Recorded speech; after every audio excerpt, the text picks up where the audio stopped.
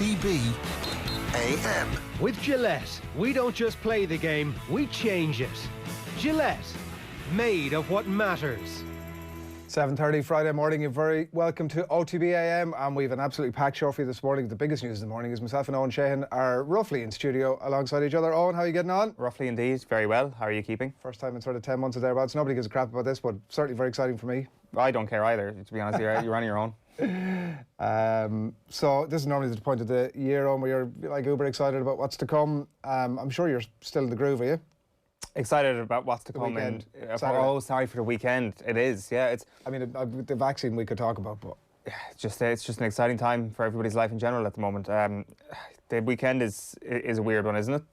The fact that this is All-Ireland final weekend, if anybody out there didn't know, All-Ireland finals weekend. And even in recent years, when it comes to the Women's All-Ireland, there's been a degree of hype around it that seems to be absent this year, and there's certainly no degree of hype around the men's final. Not that there hasn't been preview, not that there hasn't been discussion, but the general sense of excitement that comes from having those random conversations with your mates about who's going to do the business at the weekend just obviously haven't really been happening that much this year, and as a result, hype hasn't been happening. What has been the kind of unintended consequence of all of that then is that one thing I've noticed this week is that there was just a lack of rumours doing the rounds around Mayo versus Dublin. This is, like, we're talking Friday morning here. On any other week of Mayo against Dublin, come Friday morning, you would have a suite of about a dozen different rumours that have been happening. You would have had Jack McCaffrey being spotted at Dublin training yet again this week, had people being allowed to congregate a little bit more. You might have had a rumour that Stephen Cluxton is playing outfield. You might have had a rumour that Jim Gavin is in helping Mayo. Unfortunately, all we've got are cold, hard facts and no conjecture whatsoever. yeah, very disappointing, but I'm sure it'll all be put to one side come Saturday evening we get into the match. We did want to sort of ease the viewers into the weekend a little bit on with a quiz, an All-Ireland themed quiz. Did we? And yeah, we did, yeah. And it's Friday morning, it's very early, so it's not the hardest quiz we've ever written, but we're going to put you're going to represent our viewers on this on, if you don't mind. We're going to ask 6 questions, so pens at the ready. 6 for the fairly obvious reason, 3 on each. As I said, it's not the toughest quiz you'll ever get, but we might have a little bit of cheesy music to roll over the top of it as well. Question number 1 on. Going to kick off with Mayo. Are you ready for this? I think so. Are you pumped? This is taking me by surprise. So I'm representing the viewers here. You said to get a pen out. Am I literally getting a pen you don't out? need a pen, absolutely I'm not. telling no you the requirement answer. for that whatsoever. Just Okay. tell us the answer there. And look, at some of them are fairly straightforward. Kick off from Mayo here. 3 from Mayo. Whose record did Cliodhna O'Connor break with his 4-9 on Sunday to become the highest scorer in a game of All-Ireland in a game in the All-Ireland Football Championship? Rory Gallagher. 1 out of 1. Ding ding. O'Connor leads Mayo's scoring charts, but who is their top scorer in this championship so far? Cliodhna O'Connor's not their top scorer in this year's championship. This is what it says in front of me here in the Wow. page, John, and I'm going to roll with that. I'll only take, as you well know from sitting in this chair, I'll only take the answers written in front of me. Tommy Conroy. Yeah, Tommy Wow. doesn't score that many goals. It's a possibility that he sort of suddenly we realise why he's called Tommy Goals at the weekend. How is that possible? Like, that's incredible. Fair play. That's Of course, what I should have said, well done for getting the answer correct, even though the question itself was incorrect on. right. Who is their second? Second. top Oh, scorer okay, right. championship? That makes sense. So well done. You managed to navigate around my brutalised question there. Mayo beat Galway in the Connacht final this year on, but when was their previous provincial title? Oh, good question. That's For 3 out of 3 on Mayo. they'd missed 3, I think, in a row. So they missed 19, they missed 18, they missed 17. So did they win 2016 or was it 15? 2016. Well, I'm afraid on it was 2015. Ah. 2 out of 3 ain't bad. We'll move you on to Dublin now. Easy starter here. The Dubs beat who in their Leinster Championship opener? Their Leinster Championship opener. That is a good question. So it was obviously Meath in the final. In the semi-final, it was a different county. And in the game before that, A different county again. who did they play first? Oh my God. Will I give you a clue? Do I feel as if I should give you a clue? Was it Louth? I'll give you a clue, since you've chosen the wrong one. These two counties have had Leinster sewn up for the last Oh, 10 or 12 Westmeath. years. Westmeath. Well done, Westmeath. Owen, Okay, well done. fair play. That's 3 out of 4. Obviously, the two of them had Leinster sewn up. Who scored Dublin's 3 goals in the Leinster final win over Meath? That's easy. Dublin's 3 goals. I mean, 3 different scores. Oh yeah, Sean Bugler, Yeah, Dean Rock, yeah. Conor Callaghan, Oof. Kieran Kilkenny. No, I can't remember. Niall Scully. Niall Scotty, right? That was obviously when the game was over, was it? 3 out of 5. Let's get you over that 50% mark here, Owen. Come on now. This has been very disappointing. There are calls to split the Dubs in two. But which game this championship year has had the widest winning margin? It was a monster winning margin. Meath. Oh, sorry, which game for Dublin or which game in general? Which game in general? Oh, okay. Was it a Dublin game? Was it? Oh, God, was it Mayo against Tip? No. No. I don't know. It was Wicklow 7 points, Meath 7 goals. Of course. I forgot about that. 3 out of 6 on. Here's a fact for you. In whatever we've been in, how many games are we into the Premier League? We're almost at Christmas, and Arsenal have yet to score as many goals as Meath did in their 2 games that they won in the Leinster Championship. It's a lot of goals, to be fair. A lot of goals. 3 out of 6 on. Well done. Yeah, I didn't really enjoy that, but you know what? Should have done a lot better. It was a roaring success. So I'm only, as we started to be honest, just this morning, as I started to read some of the articles and give the game a little bit more thought, I am starting to think that Mayo, that James Horan's been planning this game for 10 years, that this is the day in the dressing room. I mean, it might be the 5th or 6th day, but the day in the dressing room that the Mayo players and the management, before they go out on the pitch, they're saying, not today, this ain't happening in our watch. Am I hallucinating? Well, you say he's been planning this for 10 years. What are we forgetting about last year? Are we just writing off the fact that they played each other last year? Because that definitely seems to be the tone that I'm getting from a lot of discourse around this game, that it's their being back in a final is different. Maybe it is. I think it is. Yeah, I think it is. It'd maybe be different if there was a sense of occasion around it, but it's still the same opposition. There's maybe a bit of evidence out there to suggest that the opposition is a bit better. Definitely the bench is a bit better this year for Dublin than it was last year, which is really saying something. And I just don't know where we're getting this idea that, you know, they've been hatching some sort of plan since James Horan's been away and he's come back and his one aim was to beat Dublin. Like, James Horan's come back and played Dublin and they got beaten soundly in that game.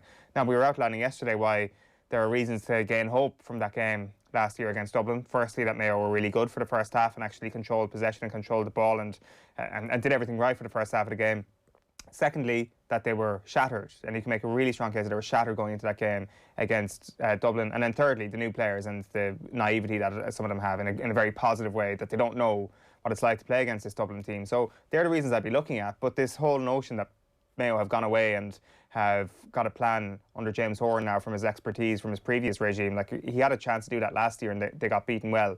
So I think the question is what's happened in the last, 15 months rather than what's happened in the last 10 years. It's totally illogical. Like, I think all logic says that Dublin's going to win the game, and I think, like, anybody who says otherwise is bonkers. But, like, the stuff that I'm talking about is the little bits that start to chip away at you. This would be you now if Kerry were playing Dublin this weekend. It'd be the little bits that sort of chip away at you that start to make you think that it's the stuff that you can't quite put your finger on. Like, and it has to be, like, because there is no sound logical reason to think that Mayo can actually beat Dublin. But I've just felt a little bit, even this morning now, we're going to talk to John Maughan a little bit later on and get his thoughts on it as well, that, no stone will be left unturned on, and we'll all look like mugs on Sunday morning when we're all saying, well, we should have known that, we should have thought about that. I mean, I don't really believe that, but... Well, you do have to remove logic a little bit from this equation, because every time that they've come up against Dublin and actually given them a good rattle in the finals, they've kind of defied logic as well. I do maintain that we're seeing a Dublin team that might actually be operating at a higher level than before. So maybe that gets blown out of the water this weekend. But as Kevin McStay was pointing out in his Irish Times column this week, Mayo have been the underdog in every final they've played in since 1951. They haven't been expected to win any game. Now, of course, the manner in which they've lost some of the games, the hop over the bar from Colm Coyle, the brawl, the Donny Vaughan sending off, Cillín O'Connor's missed frees, Dean Rock, GPS, all these sort of things play into the fact that they've been desperately unlucky, which they have. But they've been desperately unlucky to not cause an upset in each of those games. So I think the logic has already been taken out of it, and we have seen Mayo overperform on All-Ireland final day. So I think that gives credence to your argument that they've done it before and they can do it again. The problem is they probably need to defy logic more than ever tomorrow evening. Yeah, well, listen, the 31 counties are behind them. We'll see what happens. I want to let you know as well that myself and Owen, your jumper is natty, by the way. Is that a fair enough expression? Natty. It's cracker. Yeah, thank you very much. As is yours. Very nice. It's only in the heavenly place. Mine is, there's lights on it, but I've had it so long now that some of the lights have gone out. I'm quite concerned that at some point today I'm going to get electrocuted, in fact, because it is like wearing, you know those swimming jackets that are all in vogue now? If you go sea swimming, you get one of those big things. It's like a duvet that you put on you. Oh, yeah. This was the original one of those. Right. It's like a sauna in here. Okay, well, I'll be sure to step in if you get on too much of a sweat this morning. Or if I get electrocuted, so I appreciate that. And we're wearing them for a reason as well. Today is our Wear to Care campaign here in Maughan House, and in association with the Irish Cancer Society as well. It's a very simple idea, and as you might have been able to tell from myself and Owen there, you just dress up and donate for a great cause. We're going to raise as much money as we possibly can, end the year on a high, and your support and participation is essential to making all of that happen. So whether you're working in the office or indeed from home on this Friday, even if you are not working, get your Christmas clobber on today and join in the fun. Jumpers, hats, Christmas PJs, tinsel, baubled earrings, whatever it is you're having yourself, anything goes. Take a selfie on social media, share with the hashtag #WearToCare, and don't forget to donate by texting the word WEAR, WEAR, to 50300 and donate €4. So we'll give you a bit of a recap on that a little bit later on, but that's why we're wearing our Christmas jumpers this morning. Here is what's coming up for you between now and 10 a.m. this morning. We are going to catch up with Andy Mitten in a few minutes' time to reflect on events at Manchester United, including that win over Sheffield United last night, and obviously looking ahead to Leeds as well at the weekend. Cliodhna O'Connor is going to look ahead to the All-Ireland final on Sunday between the Dubs and Cork. Can Dubs get the 4 in a row done, or can Cork upset the odds with that? We'll have our quick picks. Can anybody topple Will at this point? I suggest probably not. The maths are against most of us, and we'll find out exactly who everybody is going for here at 8:20. John Maughan will look ahead to Dublin against Mayo tomorrow night at Croke Park. That's coming your way at 8:20. We'll have Alan Quinlan and all the Rugby Champions Cup, Rugby World Cup draw, and a few more bits and bobs as well to get into Quinny about. That's just after 9. Phil Egan will mark a card with his must watch, won't watch, and might watch for the weekend. That's just about 9:25. And then John Giles with his All Thoughts Football coming your way at 10 this morning. And you are watching OTB AM. We're live in association with Gillette. Good mornings start with Gillette, giving you the confidence to tackle the day ahead. And I think Phil Egan is standing by now, Phil, with the very latest. Phil, looking good, good. I know, lads. I didn't have the jumper. Couldn't find the jumper. Was up in the attic there for a good 20 minutes last night. So I said, we'll go with the headwear. And obviously keeps my head warm. But the caption says elf. Yeah, that's absolutely. beauty. I mean, look, Santa's not going to be able to deliver those presents on his own, so he needs all the help he can get from the elves, you know. Anything that keeps that bonds warm, Phil, that's absolutely, that's it. What are you kicking off with? We're going to start with Manchester United, and for all the headlines they get this season and all the pressure that seems to be on Ole Gunnar Solskjaer, they're only 5 points off Premier League leaders Liverpool. They still have a game on hand as well, and we know Manchester United's home form hasn't been that good, but their away form is excellent. They have a perfect away record in the league this season. They extended that winning run to 10 Premier League away wins in a row after coming from behind to beat Sheffield United 3-2 at Bramall Lane. Also means with all of United's games this season, they've conceded the first goal, and it was a fairly gifted goal for the first one. David McGoldrick gifted a goal by Dean Henderson in the first few minutes against his former club. But goals from Marcus Rashford and Anthony Martial put United ahead before half-time. Rashford got his second early in the second half to make it 3-1. Now McGoldrick did get a second late on, but no luck for Sheffield United. They're still bottom of the league without a win this season. Aston Villa and Burnley drew 0-0 in last night's other game. That result, though, enough to lift Burnley out of the relegation zone at Fulham's expense. Waterford made a surprise managerial appointment last night. Republic of Ireland legend Kevin Sheedy is the new man in charge at the RSC. He'll be assisted by Mike Newell, his former teammate. Bayern Munich striker Robert Lewandowski beat Cristiano Ronaldo and Lionel Messi to the Men's Player Award at last night's Best FIFA Football Awards. Liverpool manager Jurgen Klopp was named Coach of the Year for the second time in a row.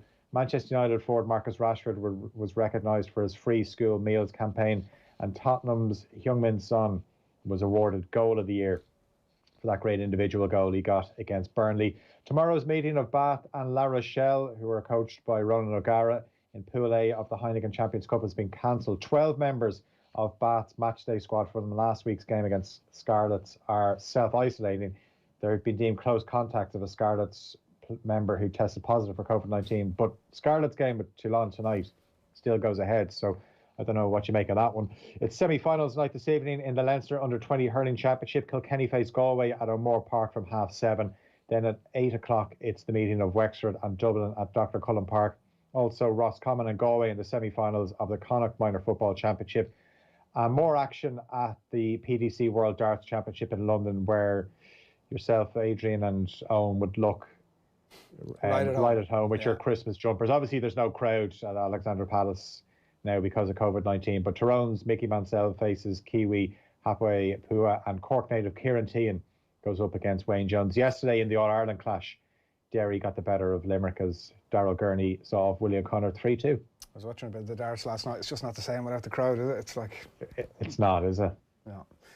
6 in a row, Phil. I'm assuming you're back in it all day long. Yeah, I'm thinking 6 in a row, 4 in a row. I think it'll be double Dublin this weekend. Yeah, well, that's not the way to kick us off, Phil. That's sorry. That's not very Christmassy. But you know what, though? Don't be. I was only just saying this to Owen there in the office. Penalty shootout. Yeah. How haven't we had one? In the 1 year where every game has had to be finished on the day, we've been sickened with replays in the past. Games going to like a second, a third, a fourth period of extra time. We're like, just do a penalty shootout. This year, because of that stupid Marqueen goal, because of what was the other game that went to the extra time that almost went to distance as well? There was a couple of other. Monaghan. That was the one, Cavan Monaghan. If it wasn't for Raymond Galligan and Marqueen, we might have actually had a penalty shootout in a couple of these games. And 2020 has delivered not much at all, but at least it could have given us a penalty shootout. Stupid Marqueen goal. Not the first or last time you're going to hear that in this show. Phil, come on, we'll talk to you later on with your picks. Yeah. Phil Egan, thanks a lot. It's just gone at 7:45 on this Friday morning. I wanted to read you a tweet from Andy Mitten yesterday as United and Sheffield United got underway. Results could barely have gone better for MUFC lately. No piss balling, no going behind again. Need a decent win with that attacking side at winless Sheffield United. And Andy Mitten, I think you pretty much got all of that.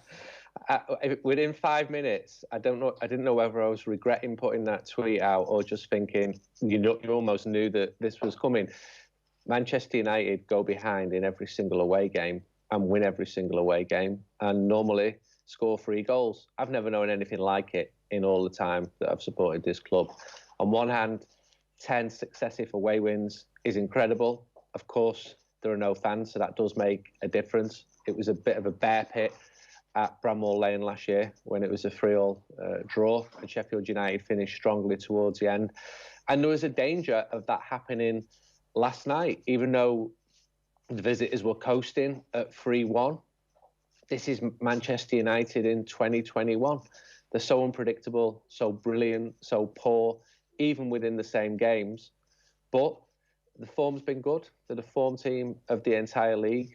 And that's not just for this season, but since the moment Bruno Fernandes arrived. When United attack, they can be breathtaking. They really can. There was some superb football going forward last night. But can a team who gives goals away all the time at the start of matches win the league? And we're not even talking about the home form, because only 3 goals have been scored in 6 games at Old Trafford. And 2 of them have been penalties. That's clearly not good enough. But Manchester United fans look at this through the prism of being Manchester United fans. What they maybe don't always realise is that everyone else is dropping points all over the place. Liverpool are conceding 7. Liverpool clearly the best team, they're the top of the league, they're the champions.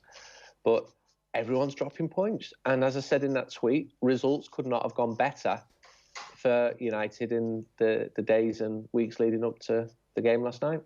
If you had enough characters, I suspect you might have made mention of a solid goalkeeping performance as well. It would have been another tick box, I would have thought, for United fans last night, and wasn't exactly that. No, it wasn't. Dean Henderson got his chance, and I do think he deserved a chance. He's been training well. He's been playing well when he's been picked. He didn't come back from Sheffield United to Old Trafford to be number 2. He wanted to be number 1. He hasn't really done anything wrong, whereas David De Gea, who's had a good season in a difficult year for him because he's made some pretty high-profile errors in big matches as well. And last week in Leipzig, he was partly culpable, I think, with Harry Maguire. And then again, against the Blades, Harry Maguire was partly culpable for the goal, working with Dean Henderson or Robin not working. Both of them used to play for Sheffield United, and it was a bad start for Dean Henderson. But after that, like the team, he steadied and he had a decent game. Why are Manchester United so much better away from home than at home at the moment? Honestly, how can I don't know. Nobody knows. That's the thing. I'm not in charge of picking the team. What I would say is, at Old Trafford,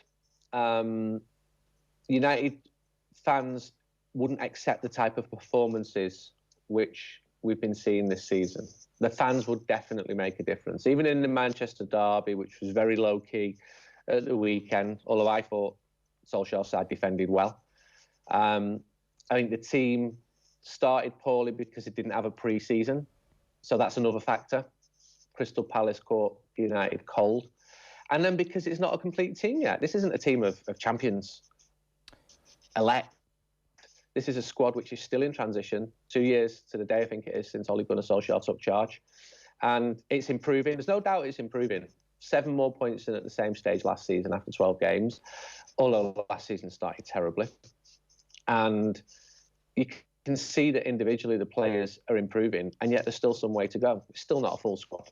And I don't think that Ole Gunnar knows his best team yet. That said, even if he does, there's so many games. There's so much intensity on the players, and that's something I'm hearing all the time.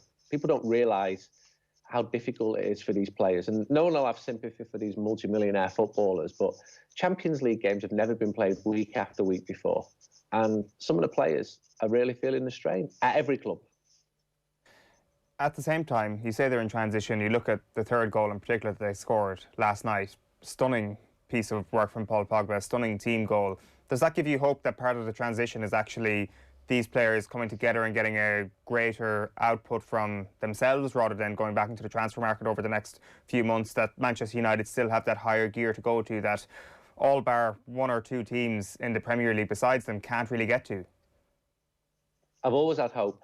I'm an optimist, and I feel that managers are sacked too quickly. I think every manager should have at least 2 years to do his job. And I think that Ole is doing a good job. I have my worries like anybody.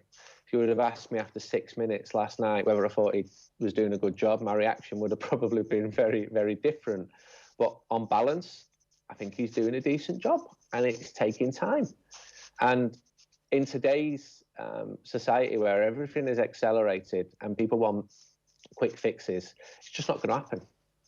You know, Arsenal fans are fuming. Manchester City fans are fuming. Chelsea, who supposedly won the transfer window with all these super astute signings, well, they're behind Manchester United, who've got a game in hand over Chelsea. So a lot of people have been very, very hard on Solskjaer, unfairly so. However, when the team lose 6-1 at home to Tottenham, then he's going to be criticised, and I think he gets that. Or when 2 goals are conceded in the opening 13 minutes in Leipzig, in a shocking start to the season, which led to Manchester United going out of the Champions League. That wasn't good enough either. But on balance, I think he's doing a good job. I'm not one of these people, and there are people who think that he should be sacked. I think he should be given more time, more support, be allowed to bring in more signings. His transfer dealings have largely been good, and to continue doing a decent job. But it's harder because every Premier League team's got money now. Long gone are the days when it was just Man United and Arsenal. Manchester City and Chelsea got incredible riches now. Every Premier League team, because of the broadcasting deals, they can afford to buy top players. I remember someone telling me a few years ago how Swansea had just trebled the wages of Sevilla's goalkeeping coach. And I've used the example of Bournemouth being interested in that. I remember being in Italy and reading Gazzetta dello Sport, or trying to read it, seeing that Bournemouth were after one of AC Milan's best players. And I thought, this is just surreal. Well, that is the power of the Premier League. That's what makes it so attractive, especially this season, even though there's no fans there, which is bad. I'm at these matches. It's just nowhere near the same. The results are fascinating. Now, I'm putting Liverpool on against Fulham and pretending that I'm not bothered about the result and watching, and suddenly becoming the world's biggest Fulham fan. Come on, just hold on for this. Just hold on for this. Yeah. And you know, West Brom at Manchester City, midweek, Tottenham, Liverpool. The results are going brilliantly for Manchester United. In terms of that away record that Manchester United are showing, I wonder if part of that is down to the point you just made about the confidence that comes from being a Premier League side, that if you're a home team, even if you're up against Manchester United, you feel that you should be going out to get the 3 points. Teams are playing a higher line. We saw that last night, and maybe Manchester United, when they go away from home, are actually having a bit of success against that higher line. The question now is how they manage to come up against a deeper line. And there was a good stat in The Athletic this morning that Cavani's 2 headed goals against Southampton saw him become Manchester United's joint highest contributor of headed league goals since the start of 2018-19. And that's after only 127 minutes of football. So they need that target man in Cavani, or they need Anthony Martial to become that guy to be able to get on the end of crosses when teams have a massed defence at Old Trafford. And I'm about to put a piece out saying that United need a great centre forward. And that may be Rashford, Greenwood or Martial in the future. It may be Cavani this season. He definitely brings something to the squad, which no other player's got. You saw that with his movement when he scored at Everton, with those goals at Southampton. And he needs a run now, and I'm sure he'll get a run. Once, if he gets banned, if he gets over that and things start to settle down for him. Sheffield United roared at Manchester United last night. They came straight out the blocks, attacked straight away, pressed straight away. It was this whirlwind. It was this, we've got nothing to lose here. We've not won a game. We're going to go for it. And you could see that. And you are, as you say, getting that more away from home, because this Manchester United team is not invincible. Results have shown that this season. And then Old Trafford teams do tend to sit back. But again, it's still baffling. Arsenal, who can't get a win, dominated United at Old Trafford. Tactically, they were more astute. Tottenham were absolutely worthy of their big win. But at the same time, it was a freak result. The midfield still needs a great midfielder. And yet, Paul Pogba is playing really well at the moment. He gives the ball away, but he pulls off some incredible passes. And his one to set up the goal was among them. And when they're going forward, looking great, this Manchester United team, especially with Marcus Rashford, he was superb against Sheffield United. But they've got to get the consistency. I've been saying it all along. They've got to become more consistent. But they are being. The league form is really good now.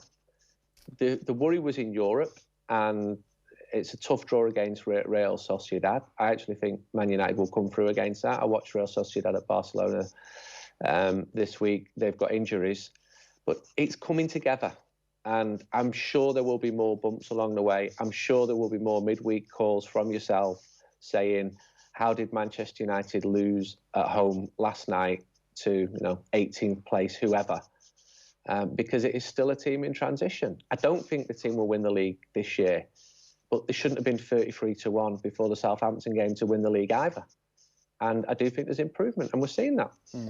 Yeah, I think the one telling comment that you mentioned there was about your concerns about Solskjaer after 6 minutes last night, but we'll see how that pans out. You mentioned Marcus Rashford, Andy, and he's on the brink of becoming the greatest human being of all time, obviously, on and off the pitch. And I know he picked up an award, obviously, last night. He gets a couple of goals.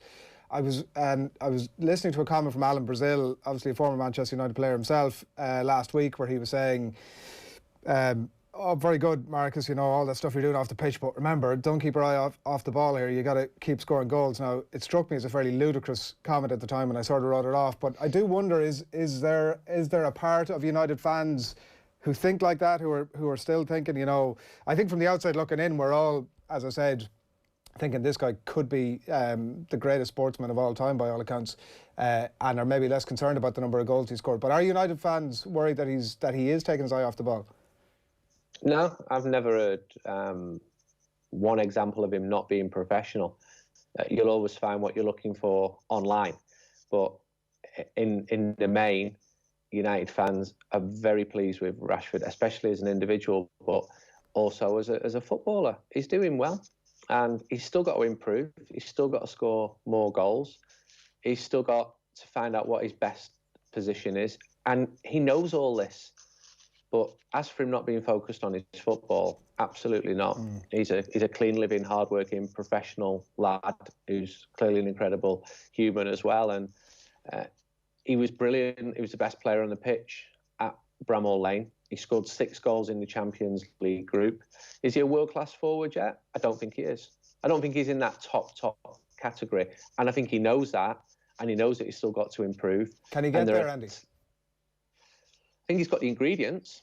I always remember a comment speaking to a very well-known former Man United player 2 years ago, and he just had lunch with Pep Guardiola, and Guardiola said, Rashford is the only player I would take from Old Trafford to bring here because he's got everything. And I know that Barcelona were absolutely interested in taking him in February, March, April of last year. That's before Barcelona imploded. But he's got everything. He's got the pace. He's versatile.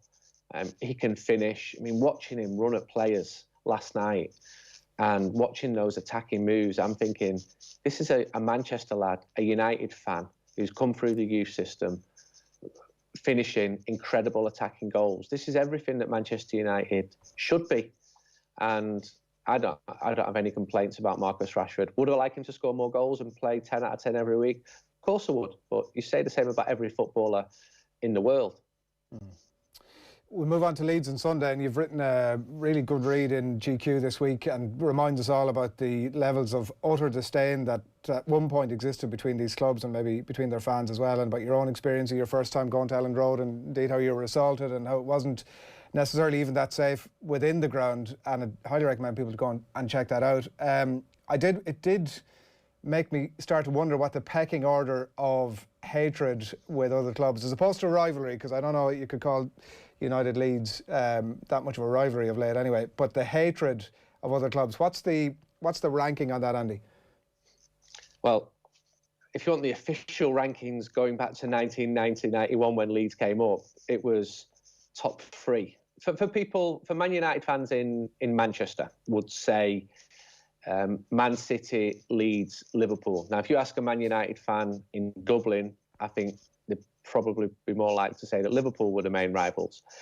And I still think Liverpool are Man United's biggest rivals, but mates of mine will disagree with me and say, no, it's Man City. But for a long time, Leeds were up there. And then Leeds vanished in 2003, 2 years after reaching the semi-final of the Champions League against Valencia. They had a really good young side. But that rivalry was absolutely vicious. And I wrote about going to Elland Road as an away fan. It was frightening. It really was. And Leeds and Man United, the rivalry didn't really kick off until the 60s, and then it was big in the 70s when Leeds were a better team. And then it vanished after Leeds went down in 1982, came back with a vengeance. These two big northern English cities, famed for their surge of power in the Industrial Revolution more than the War of the Roses, which was a bit of a misnomer. It wasn't really between Lancashire and Yorkshire. Doing really well out of wool in the case of Leeds, and cotton in the case of Manchester, building these incredible civic buildings. And it's still a rivalry. I do think Manchester has fared better in the last 20 years as a city, and football definitely helps that. But Leeds is this huge one-club city. It's a good place. I was friends with one of the assistant managers of Leeds United and spent the start of this year for 3 days in Leeds with my family. I wouldn't have gone there if I didn't think it was a decent place. And I basically said to him, it's really not a good idea for you to be seen with me. Why? What's the problem? It's too long to explain, mate. But he obviously he knew that where I'm from and who I supported. But the rivalry is pretty vicious. It'll be less so because there'll be no fans at Old Trafford, and that's a great shame because the club worked really hard to bring those 2,000 fans in for the game on Sunday. But I'd rather Leeds United are in the top division. I'd rather wake up with the prospect of Man United playing Leeds United than many, many other teams. And I'm glad they're back. I also have a massive amount of admiration for Marcelo Bielsa. I remember going to Athletic Bilbao when he was manager to speak to the players there in 2012. And obviously I'd read about him being in Argentina. And I've been to Newell's Old Boys, where one of the stands, the stadium's named after him. I like what he does. I like that he brings a team to Old Trafford. And when the 3-1 up, and Ander Herrera, playing for Athletic Bilbao, goes to the side and says, boss, should we close the game up now? And he says, no, attack them more, even if we lose. I love that romance in football. And he's done a brilliant job at Leeds United. He's signed well. and I hope for a good game at Old Trafford. If you're going to ask me to predict the score, I haven't got a clue. I honestly, anything could happen, couldn't it? Yeah, it could be like 6-4, or well, probably going to be 0-0 because Manchester United are banned from scoring goals at Old Trafford.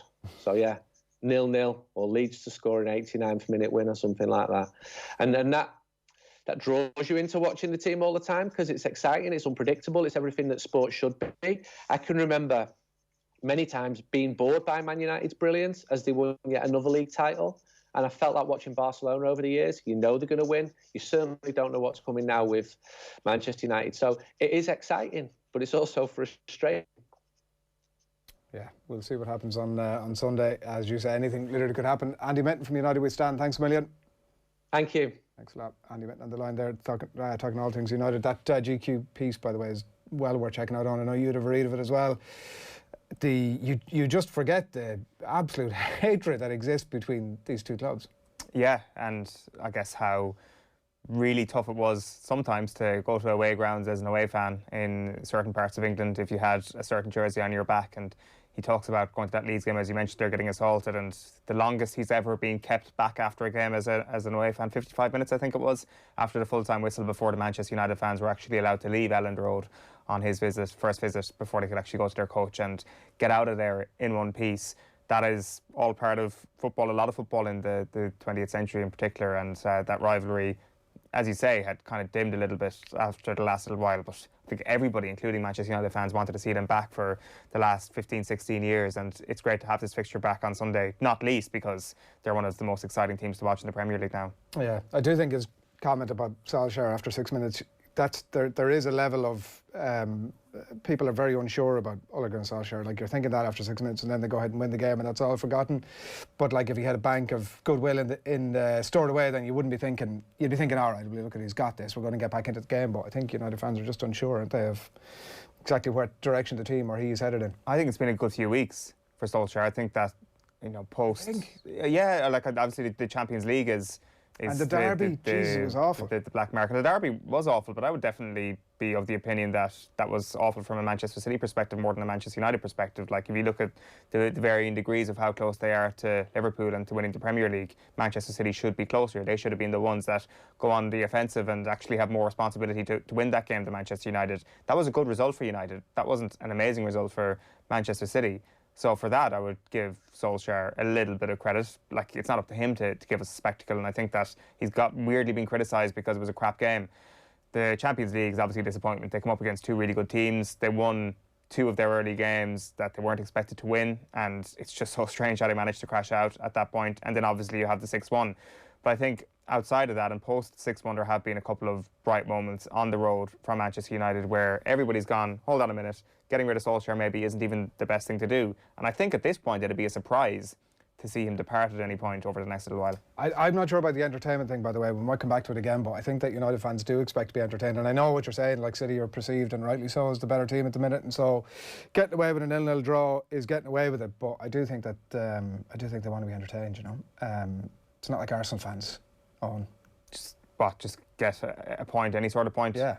Well, they're not doing either at the moment, entertaining or getting points, so that's the worst of both worlds.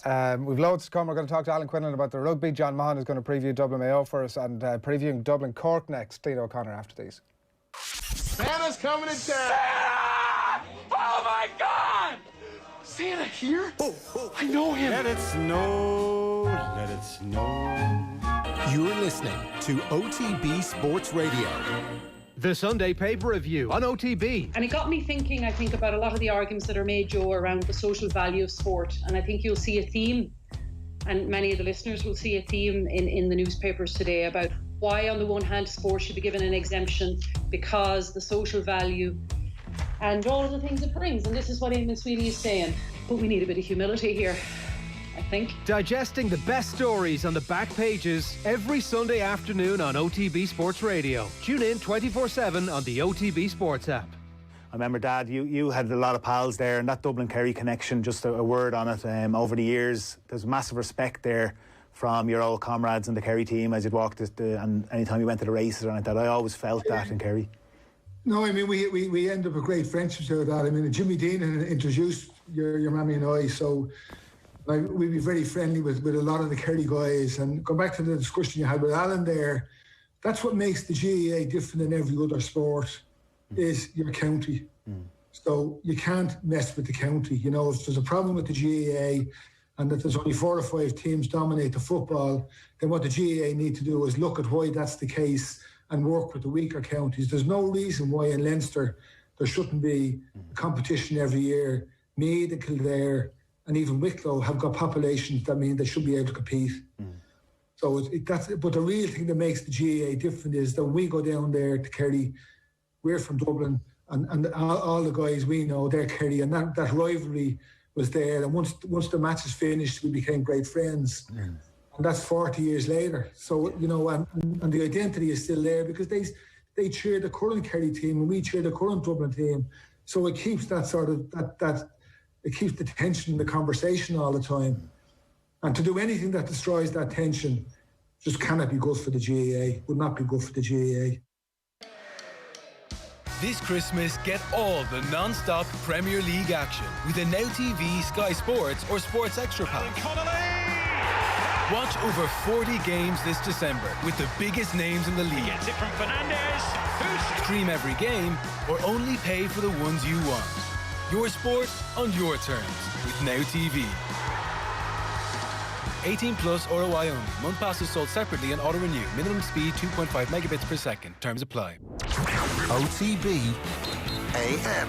With Gillette, we don't just play the game, we change it. Gillette, made of what matters.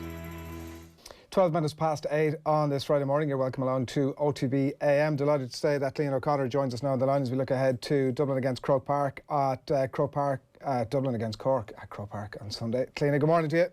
Morning, how are you? It's early, I'll get it right eventually. It feels, we spent a lot of time previewing the game this weekend and it feels like most of our pundits are convincing themselves that Cork are going to get it done. Wishful thinking?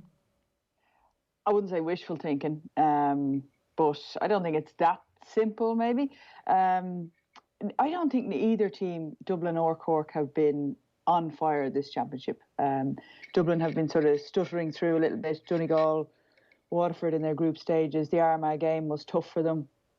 And the same with Cork. I mean, they played Kerry and Munster, then they played Cavan. I think they'd scored 7 goals or something against Cavan. And then, in fairness, they had a convincing win over Galway, but it wasn't an unbelievable Cork performance. So you're hoping that the two teams are peaking at the right time to give you a really good game of football. But which I'm presuming both of them, that's what they're aiming for, because I don't think either of them would have been entirely happy with their championship to date by their own standards, not by anyone else's, you know. Do you think that that's, on Dublin's part, like maybe the lack of consistency that they might have had in previous years, is that indicative of where they're at the minute, or is that just a bit of rustiness that needs to be blown off and that everything comes right then on Sunday, or is it more of an indicative of a bit of a downturn in Dublin, because that's some of the case that's been made in terms of the case for Cork here? Yeah, I don't know. I think it's been a funny year for everybody, so it's very hard to know how to judge that form. Is it just with the stop-start nature of training, and some counties may have dealt with lockdown and in and out better than others and held consistency better. So maybe they struggled. Maybe they struggled when they were apart and they had to train on their own. Who knows? But I do think that there's enough. It's not like there's a massive turnover of players. There's enough talent and experience there that they're now in an All-Ireland final and they're now playing Cork. So the recipe is all there for them to get it right or to build up to a good performance. They've had a couple of games under the belt to get rid of any of the rustiness, I think. Have Dublin generally stepped up to the plate on All-Ireland football final day over the last few years? Are you seeing generally a better performance from them when it matters the most? Well, I think that's been the difference zone. You know, they lost 3 in a row, and I was part of my last year. That we were 9 points ahead of Cork, and we managed to lose the game. So that's been one of the big differences with this team, is that on the big days when it really matters, when you're 2 points up or 2 points down, that you're able to stay in the game and you're able to make the good decisions on the ball. And I suppose that's again one of the things that Mick has really developed with this group is. I think Dublin have been fit for years, and Dublin have had decent footballers for years, but it's the level of analysis and understanding of decision making on the game in the context of high pressure environments that have made the difference. Like, why did you pass that? Why did you just shoot aimlessly there? Why didn't you pass it to the runner off your shoulder? You were 40 yards out and you know you can't score from there. So I think that type of approach to performance has been a key difference for this group. What changed? Does Mick Bohan deserve all the credit for that, or is there other people who came in to change that mindset and to change their approach to All-Ireland final day and not getting burdened by it but actually embracing it? I think there's a lot of people involved in it. Yes, Mick is the manager, and he picks the backroom team. So he picks the people who come in around. So he's got to take a lot of credit for it. I think Shane Carney has been involved with stats, and he's very good in terms of stats and analysis and that attention to detail. Elaine Kelly, an ex-footballer, an ex-teammate of mine, she's a clinical psychologist, and she's been part of the backroom team. And she's, for her own admission, she's not a sports psychologist, but that sort of dealing with being a high-performing athlete and dealing with all the ups and downs of that, she spent a lot of time making sure everybody is happy and able to deal with the pressure of performance, or when you get dropped, or when you don't understand your job on the pitch, and just tying it all together. I think they've been two key pieces that have developed this Dublin team for sure. In many ways, then Cork almost have that psychology bedded into them come this final, and they have done for a long time. It matters having the history of wins against Dublin and against the country as a whole for so long, that necessary arrogance that you need going into an All-Ireland final, that's not going to be a problem for this Cork team. No, and playing against Cork, it was like they're frustrated. I found them a very frustrating team because there's a lot of nice people on the team, so it's very difficult to hate them, you know. Yeah. But they're when you play against them, they were champions for so long, and they're still one of the top teams in the country. But they do have that arrogance, and they're they've good club setups and all of that. So Ciara O'Sullivan, Anya O'Sullivan, Doireann O'Sullivan, all of those. Saoirse Noonan, who's now soccer and Gaelic, Martina O'Brien, the goal. Like they all have that confidence and swagger and belief that we are the Cork Ladies footballers, so therefore it should be no surprise if we're in an All-Ireland and winning All-Irelands, because that's what we do down here in Cork. And they've earned the right to have that confidence, I suppose. And the fact that they have, that Dublin have now won 3 in a row, I think for that group, that will really get under their skin, I think, because they started out in Cork in a time where their county was dominant, and I would imagine it's very, very irritating for them that Dublin have now won 3 in a row. The strength and conditioning of the fitness, Cliodhna, has been something that's been spoken a lot about this week. Doireann O'Sullivan was talking about it earlier in the week in the context of Dublin being so much fitter than Cork, and then you hear the argument slightly counter to that, and I suppose both of them have enough of that to show things like, particularly with Cork, their ability to get back and track back when the break is on and snuff out those attacks, get numbers behind the ball, I suppose, essentially. Both of them have that capacity. What does that mean then for the game on Sunday in terms of, like, it could end up in a fairly low scoring affair, or how do you think that plays out? Yeah, well, I think Cork are just as fit as Dublin, to be honest with it. They're great athletes, so I think that imbalance I don't think is there. But watching Cork against Galway, one thing that did strike me is they do get back behind the ball and they do crowd out the D, and you've got to work very, very hard to get anywhere near their goal. So what that's going to mean for Dublin is they're going to have to shoot from distance. You may get a sniff here once or twice in the game to get in and get a shot away for goal, but the half forward line, so Carla Rowe and Lindsay Davey, and Niamh McAvoy didn't start the last day, but maybe today's the day where they're going to need her in terms of being able to shoot from distance. So that decision making is going to be really, really crucial.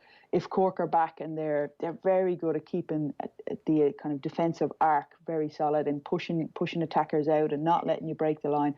So if that's the case, the Dublin forwards are going to have serious patience and keep moving the ball. Don't get caught in the tackle, because Cork are strong in the tackle, and then make really good decisions in terms of when to shoot and where to shoot from. Because if that defensive setup is strong and is consistent, people can sometimes they just get a little bit panicked and they see, oh, I don't know what to do. We passed it 6 times. We've been holding onto the ball for too long. I need to shoot.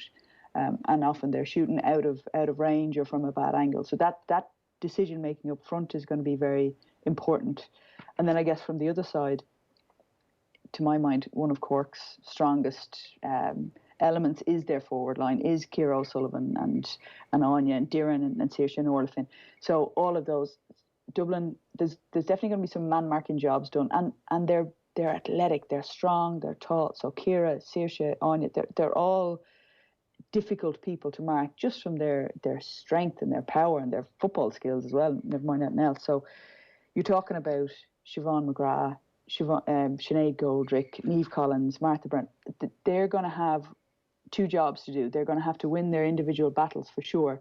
It can't be a case of whether you pass Saoirse Noonan off, you take her, now I take her. It'll be a lot of one-on-one battles which are going to have to be won. And then secondly, in terms of Cork do have a good ability to play as a unit up front. So that discipline not to leave any gaps. And I feel like I'm sort of arguing against myself here, but that's the balance of defending in terms of knowing when you do not leave your player and it's a one-on-one, or okay, this threat is now too big and we've got to go back and protect the ball or protect the goal. So that balance is going to be really important against Cork, because you can't afford to give any of those players any room.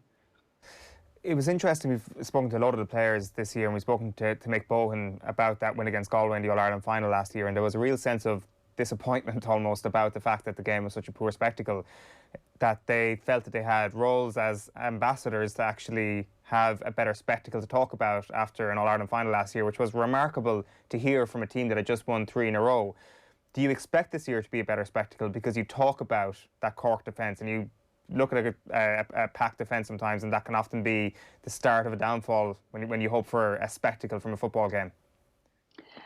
Well, your first point about their positioning themselves as role models, I think is one of the things that's really driving their standards. You talked about what's made the difference. That I think when Mick came in, he decided that the standard of inter-county football and support that these squads get has to go up, and we're going to start doing it. And players bought into that, so therefore they're raising their standards and their expectations of themselves, and that's been an important part of what they've tried to do as a group. So yes, they were absolutely disappointed that they felt they let the sport down last year in terms of the performance or the spectacle that they provided.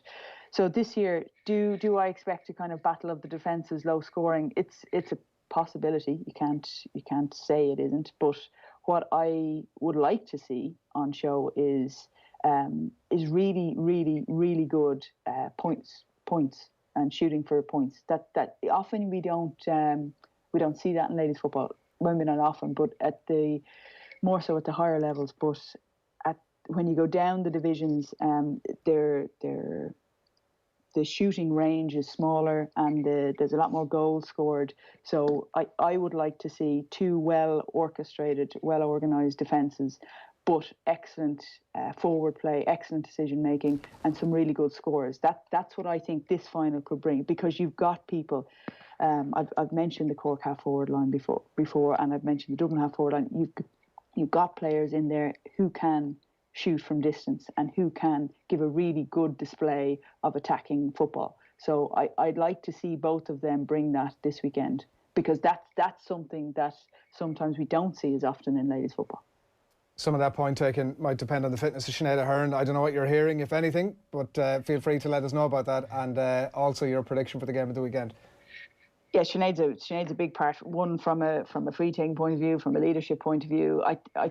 Word from here is she's hopeful. That's as far as I've heard, and I kind of don't pry too much with Sinead because she's so private and she'd tell you where to go anyway. But she hopefully it would be very disappointing for her and for her teammates if she didn't make it for the final. But knowing her, she's doing whatever she can. Prediction wise, I think Dublin will win by 2 or 3 points, and I think that I'm hoping that we get a really positive, tactically astute, but I suppose a showcase from these two teams, because they haven't met in a final in a year or two. So it's about time they did again, and it's about time they showed off their standard again. Yeah, and let that be the big story of the year from women's football, if we can at all. Cliodhna, thanks a million. Enjoy the game at the weekend. Thanks very much. Thanks a lot. Cliodhna O'Connor on the line there, looking ahead to that game at the weekend on Sunday. And by the way, just before, Cliodhna, you would have seen a clip of episode 5, the final episode. It was a really special one. Bernard Brogan podcast in association with SuperValue, and it was, as I said, a very special final episode with his family. And it's brought to you by SuperValue, who are proud sponsors of the 2020 All-Ireland Senior Football Championship. #support where you're from, and you can check out the full thing if you head along to otbsports.com, or you can check it out on our YouTube channel. There's loads of really good stuff in it. It's a really beautiful chat at this time of the year. So that's where we're at. It's 8:25. We have John Maughan to come. He's going to preview Dublin against Mayo for us, and see if we can keep the positivity going in relation to Mayo for this weekend. And Alan Quinlan as well is going to preview the weekend of Champions Cup and a few more bits and pieces as well beside. But we are getting to the crunch end of both championships and the crunch end of our quick picks. Will O'Callaghan, I believe, joins us on the line now. Morning to you, Will. Morning, Adrian. Morning, Owen. I'm liking your Christmas jumpers. I'm liking Owen's elf effort in particular. Fair play to you. What does it say on yours? Dabbing around the Christmas tree, if the microphone wasn't entirely in the way. Can we get you to stand up, maybe? And is there somebody dabbing? Is there like Santa dabbing? There he is. Oh, nice. He is, yeah. Santa's there with the tree, giving a little dab around the side as well. So it makes up for your poor Christmas tree, Will. That's fair play. No. You're giving that Christmas tree a lot of hassle. Actually, since last week, I've put extra bulbs. You have, I can see that from here. Just for you, it does look good. Do you know, I was very unfair, I have to accept that, but it was really only in the context of Vernie's unbelievable tree. I mean, everybody else looks second rate compared to that. I can accept that. I mean, I think, what was it, 6 out of 10 you gave it last week? I think it deserves an upgrade at this stage. I'll upgrade you to a 7, Will. No problem with that at all. No problem with that. The one thing that you cannot be caught on, it turns out, is our quick picks. I don't know, Owen, were you absent last week, Owen? Did we get you? You got my prediction. I tried to go for Waterford last week to try and make up some ground. Unfortunately, Will and Adrian both picked Limerick. Myself and Tommy both picked Waterford to try and catch you. Do we both believe that Waterford were going to win? Maybe not fully, but we tried it anyway, and it didn't pay off. So what you're saying is your policy is to go for the opposite of Will, is that right? Well, that was the policy last week. This week we'll see in a moment that it's not going to work. The scores are locked in. Congratulations, Will. You are the GA Quick Picks winner of 2020. Commiserations to Tommy, who can't even be bothered to show up to work today because he's had such a terrible season. This is a guy who is trying to play inter-county football, let's not forget, knocking on the door of Andy McEntee, trying to get in there. He knows a thing or two, or so he says, and he's finished bottom of this league. So congratulations to all three of us for beating him, and congratulations especially to you, Will. There are no prizes. Wow. This week. Well, I'm not sure how much pride on we can take in the actual final results. I mean, even winning on what's probably going to be a 34-10 record isn't exactly fantastic, let's be fair. And we talk about the inequities in the championship. To not be able to call 10 of them is actually a bit of a win, and turns out there was a few games that maybe we didn't actually see going the way we expected them this year and all that sort of thing. We are all calling this to go the same way, though, as we'll see now, and that is a fairly bleak sight for any Mayo fans this morning. Will, was there any part of you that thought, I just might go for a different outcome here? Not particularly, not after watching the semi-final between Mayo and Tipperary, because just far too many defensive issues, I think, for Mayo to try and fix in a short period of time across the couple of weeks between the semi and the final. Like, I don't think Dublin are a team who necessarily go for goals. Like we saw even in their semi-final, at one point Dean Rock looked at Con O'Callaghan when he popped the ball over the bar, as opposed to trying to work a goal. But Dublin are happy enough just to put over the amount of points that they're required to win. You know, they're going north of 20 points in all the games they've played this season. I think they'll be happy enough to do that in the final, and I think they'll get the space against Mayo to do so. I was at the press day for Mayo virtually last week, and Stephen Cohen and James Horn were both insisting that there's no point in sitting back in this final and trying to contain Dublin, that they're going to try and play their pretty swashbuckling style, high energy, press up high. I just don't know if Mayo have enough to beat Dublin. They're still the team who've come closest to beating them over the last 6 years, but it's very, very difficult to see Mayo come up to that level, and particularly given that this is a new final for many of the Mayo panel too. I think it's a huge ask to see them win. If they are to win, we're talking about a Dublin underperformance here, aren't we? Yeah, but that has also been the reason why we've seen some of these contests in recent years, is that there has been Dublin performances. The one exception to that, I will say, is 2017, which was their most recent meeting in an All-Ireland final. That was probably the least of an underperformance from Dublin that we saw. It's probably their best performance in an All-Ireland final against Mayo at least. And Mayo still might have felt that they should have won that game. I think it came second in our pain rankings during the week. It's interesting that you touch on that Tipperary game and how open Mayo looked, and I think part of that will taps into the style that you also mentioned about how Mayo will approach this weekend. Is that not the sort of style that actually got them so close to Dublin, though, in 16 and 17, that swashbuckling style that we thought would leave them open, but it didn't? Yeah, look, maybe, but it also means that we're looking at a Dublin team who are so good on at actually controlling possession and controlling the game that it could play right into their hands. Like, do you really go up and try and pressurise the Dublin kick out, given how accurate they tend to be and how they can work the ball out? And the other thing about Dublin is that even when they come under the cosh in some of these fixtures, and I think back to the semi-final last year where many people thought at half-time that Mayo had Dublin's number, and Dublin just had that period of 10, 15 minutes after half-time where they blew their opponents away and won the game in that period. I just think if they need it, like against Kerry last year, Dublin didn't fire for a long time in the game, but still had enough to get themselves a replay. Even when they find themselves in those situations where, you know, maybe they're getting possession turned over, maybe they're having a poor spell in the game, they always tend to find the answers. And I think that's why it makes it so difficult to back against Dublin. Now, look, the other thing about the Tipperary game, I'm sure there's Mayo supporters who are listening to me now who will say, look, we scored 5 goals. The foot was let off the pedal because we were so far ahead in the second half. That's the reason for the sloppiness.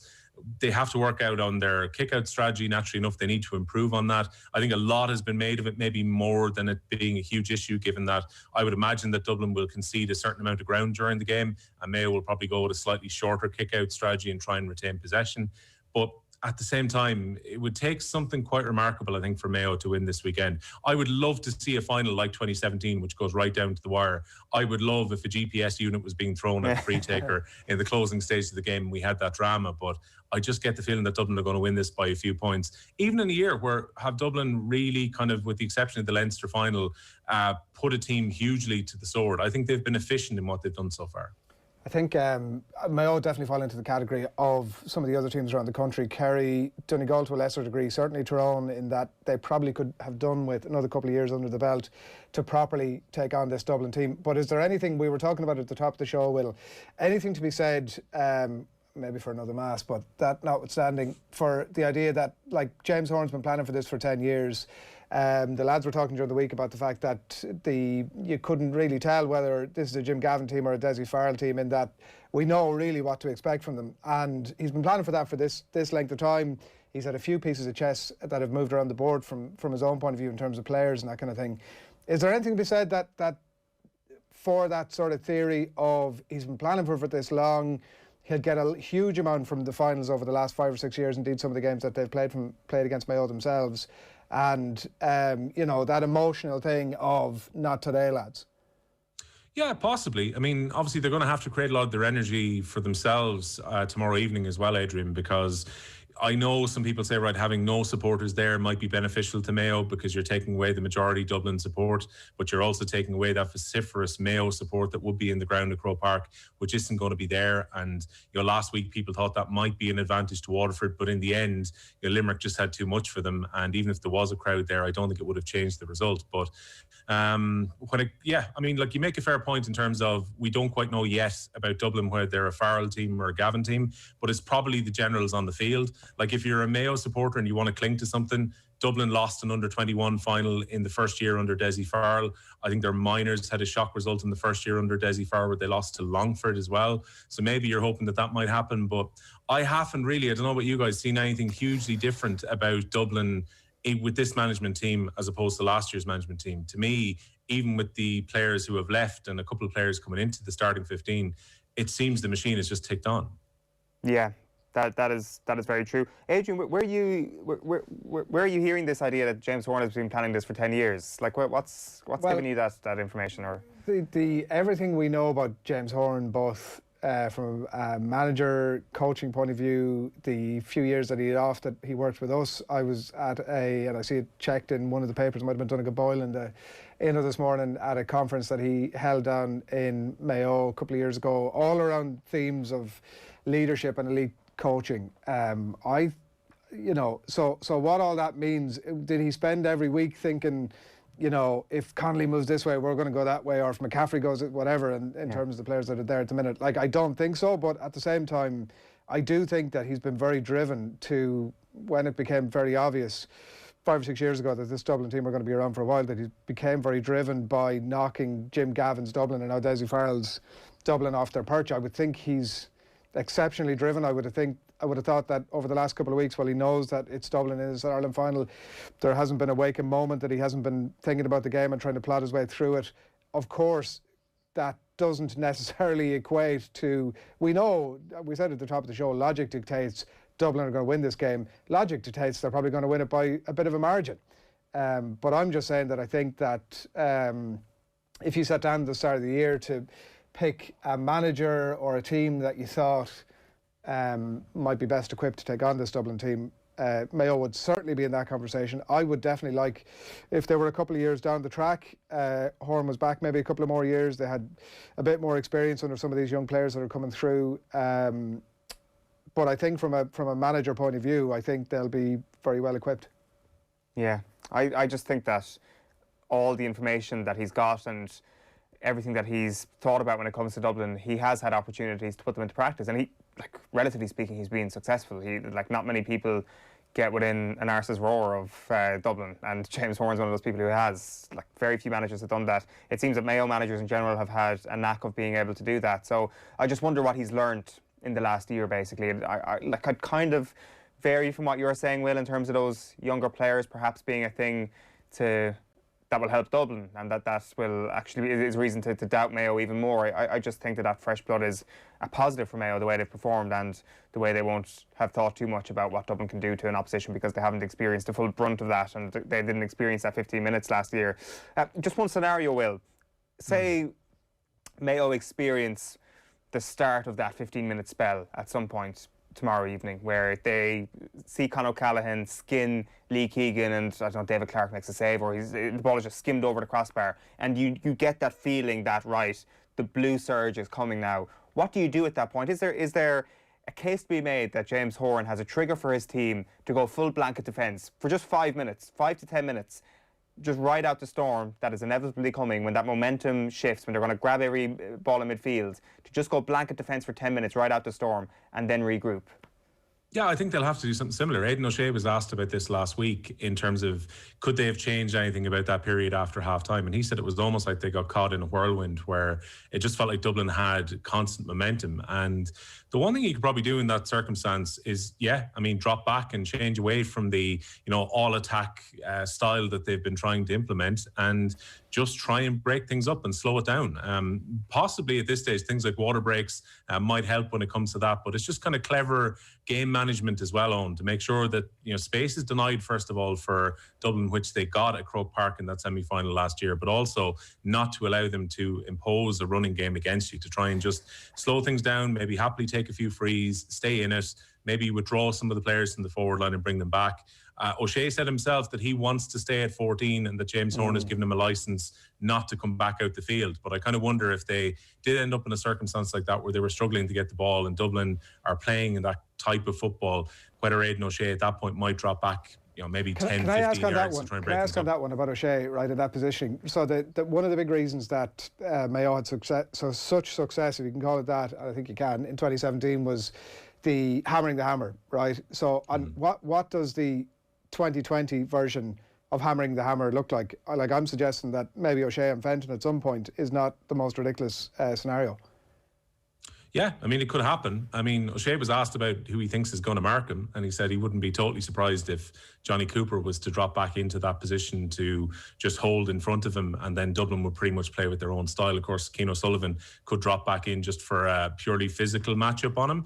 But he was pretty insistent that the one thing that Mayo want to do this time around, which would be different to 2017, he was talking about the work rate of their forward line, where effectively their entire front five or front six are going to have to push up on Dublin and try and and break the momentum of them coming out with the ball. And he was quite insistent that that is a style of football that they're going to try and play. And just kind of, I was thinking further to Owen's point where he's talking about the young players. The one advantage probably that Mayo have now is that their generation, I think Stephen Cohen described it the other week as they've got 3 blocks of players. So you've got the likes of Lee Keegan and Aidan O'Shea, who've got all the experience and have been around for all the All-Ireland semi-finals and finals. Then you've got this core group at his age who won the Under-21 All-Ireland Championship, who won an All-Ireland minor. He was captain when they won the 21s.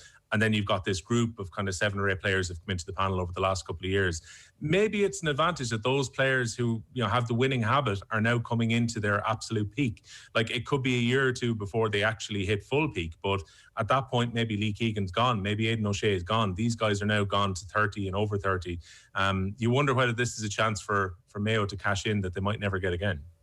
Yeah, all right. Well, we don't need to ask you which way you're predicting it. And I'll go back to Owen's unbelievable line that incredibly went entirely unchecked at the top of this piece. Congratulations to the 3 of us for beating Tommy. It's quite the way of looking at it. But well done to you, Will. You are predictor-in-chief no matter what happens at the weekend, so fair play. Does Tommy get relegated now, actually? That's a big conversation we're going to have over the winter. That'll keep us warm over the winter months. He goes into the Joe McDonagh Prediction League for next year. The other thing, lads, I was just thinking, I was insistent to Cliodhna before I came on. Sinead Ahern is totally insistent she's going to be fine to play on Sunday afternoon. So she had a hamstring tweak against Armagh, but said that was really just after coming back from a water break where she didn't get a chance to actually get warmed up again, then went to stretch for a ball and decided at that point it wasn't worth taking a risk and aggravating the injury. But she said that earlier this week she was able to return to training, so she had 2 or 3 sessions done before she spoke to the media this week, so she's quite insistent she's going to be able to play. So it should be actually 2 good finals, I think, on Sunday. I'm a bit like Cliodhna. I think Dublin will win by a couple of points in the senior final, and I think Adrian's Westmeath might beat Meath by a couple in the intermediate game as well. Well, you know how to leave this on a high note. Good man, fair play, enjoy the football over the weekend. Cheers, lads. Thanks a lot. Will O'Callaghan on the line there. Predictor-in-chief, it turns out. 8:41 on this Friday morning. OTB AM, live in association with Gillette. Good morning. Start with Gillette, giving you the confidence to tackle the day ahead. Plenty still to come. We're going to talk to Alan Quinlan just a little bit to preview the weekend's rugby. We're going to continue with the GAA for the minute. John Maughan, good morning to you. Good morning. We've just been trying to make cases for Mayo here. I don't know how much of that you heard. I think maybe largely unsuccessfully. Tactically, if you're managing Mayo tomorrow, what are you doing? I would try and keep it very, very tight early on. As we know from last year when we played Dublin, that third quarter is where they absolutely blitzed us with 2 goals. Conor Callaghan in particular started off that second half and the game was over. We had kept it very, very tight up to the halfway mark, and just in the space of 3 or 4 minutes we lost it. I know I hear a lot of talk from the hurlers and other GA teams in the last number of weeks and months is to try and take it in segments, get to the first water break intact, get to the half-time and get to the last water break. And if you're in contact with Dublin, go down to the home stretch, well, then you might have a chance. We just might spook them. The little bit of pressure, come on Dublin for that 6 in a row, who knows? But that would be the theory. Of course, we know all about theories down here in Mayo. Do you go gung-ho, just focusing on your own thing, John, or do you, like we've just been discussing there, for example, like the success of 2017 and hammering Kilkenny and hammering Fenton, like Lee Keegan obviously did a big job there. They tweak it around at half-time, obviously, and managed to turn things around. But, so how much of that do Mayo or James Horan focus in on what's important for Mayo, and how much of an eye do they tactically then have to keep an eye on Dublin? Look, the reality is when we do a quick review, in the last, since 2012, we played Dublin 8 times. We've lost 5, won 1 and drew 2. Now, in those 8 encounters, there's been very, very little between the teams with the exception of last year. And last year kind of spooks me a little bit. And the fact, our semi-final has created a little bit of confusion for Mayo heads as well, because we were so brilliant in patches of that game. And then the ordinariness kicked in and go down the home stretch. And so we're a little bit confused. And I do believe we'll keep it very, very tight, and we'll be a lot cagier going into an All-Ireland final.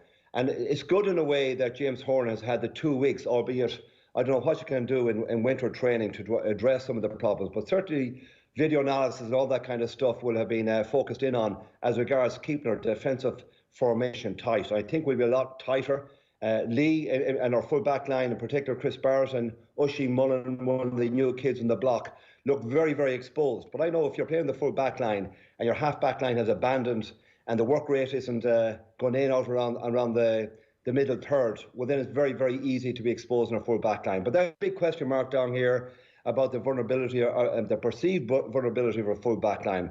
I don't think we can go toe to toe with them.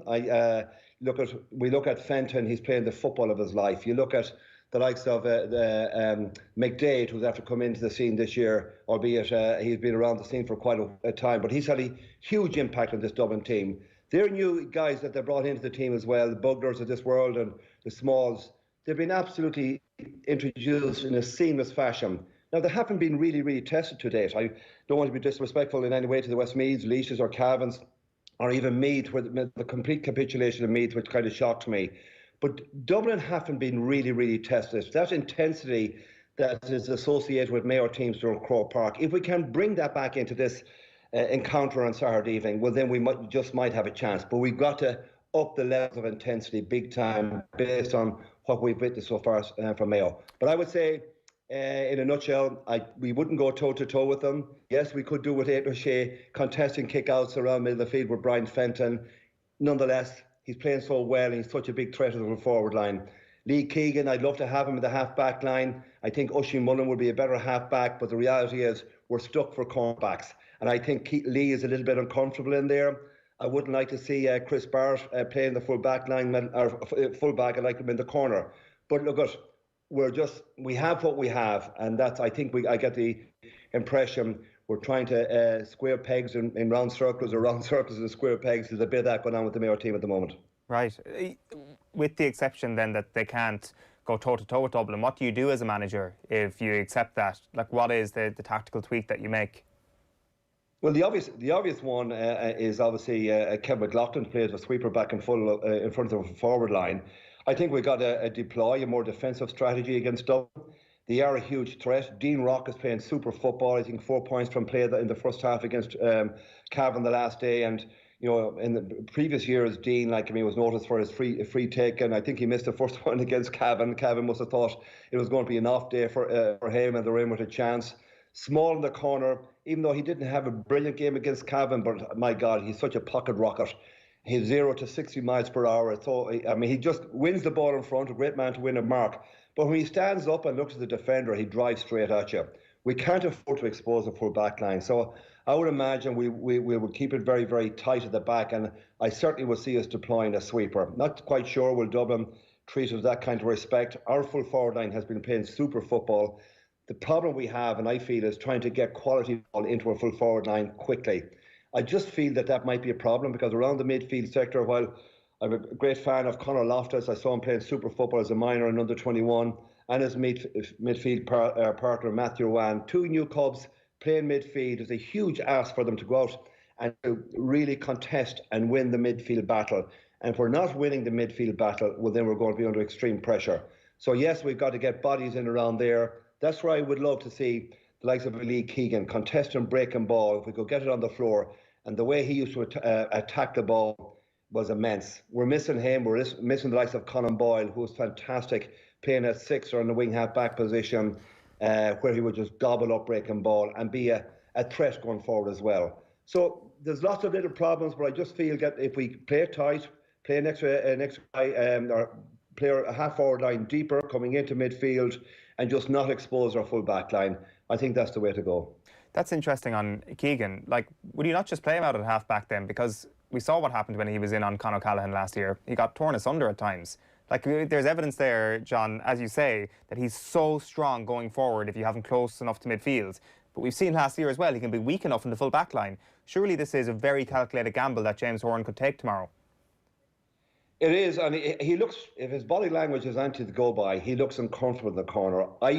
Everybody down here that knows anything about football would suggest his best position has always been as a half-back. You could play him middle of the field, right? You could play him centre half-back. But the reality is we're stuck for players to fit into our full-back line. You look at our half-back, we've Owen McLaughlin, a young footballer from Westport who was, I think, a national junior cyclist there a couple of years ago. I remember watching him 3 or 4 years ago playing in a minor county final, and I leaned down to the Westward boy in front of me. I said, "Who is this guy?" Now, he didn't have a great skill set, but he has improved so much. But he's not a cornerback. With Stephen Cohen has played in the corner. I think he started off cornerback last year against Dublin. But the reality is, I think Lee is in the full back line by default, because we're just short. We've lost a couple of guys in the last couple of years. Onar Donoghue from Balmullet, Harrison, another big loss to us. So we're just stuck for guys to play in the full back line. And I think that's why Lee is back there. But nonetheless, James Horan might spring a surprise and throw him out around the middle of the field. Who knows? Joe Brolly was making the point this week that Aidan O'Shea hasn't really performed at his expected level in an All-Ireland final. Why has that been? Has there been a reason in terms of the way Mayo have set up in these All-Irelands that hasn't got the best out of Aidan O'Shea? You can't argue with that judgment, and Joe Brolly is absolutely right, because the facts and the statistics are there. The reality is, it's down to the opposition and the quality of the opposition.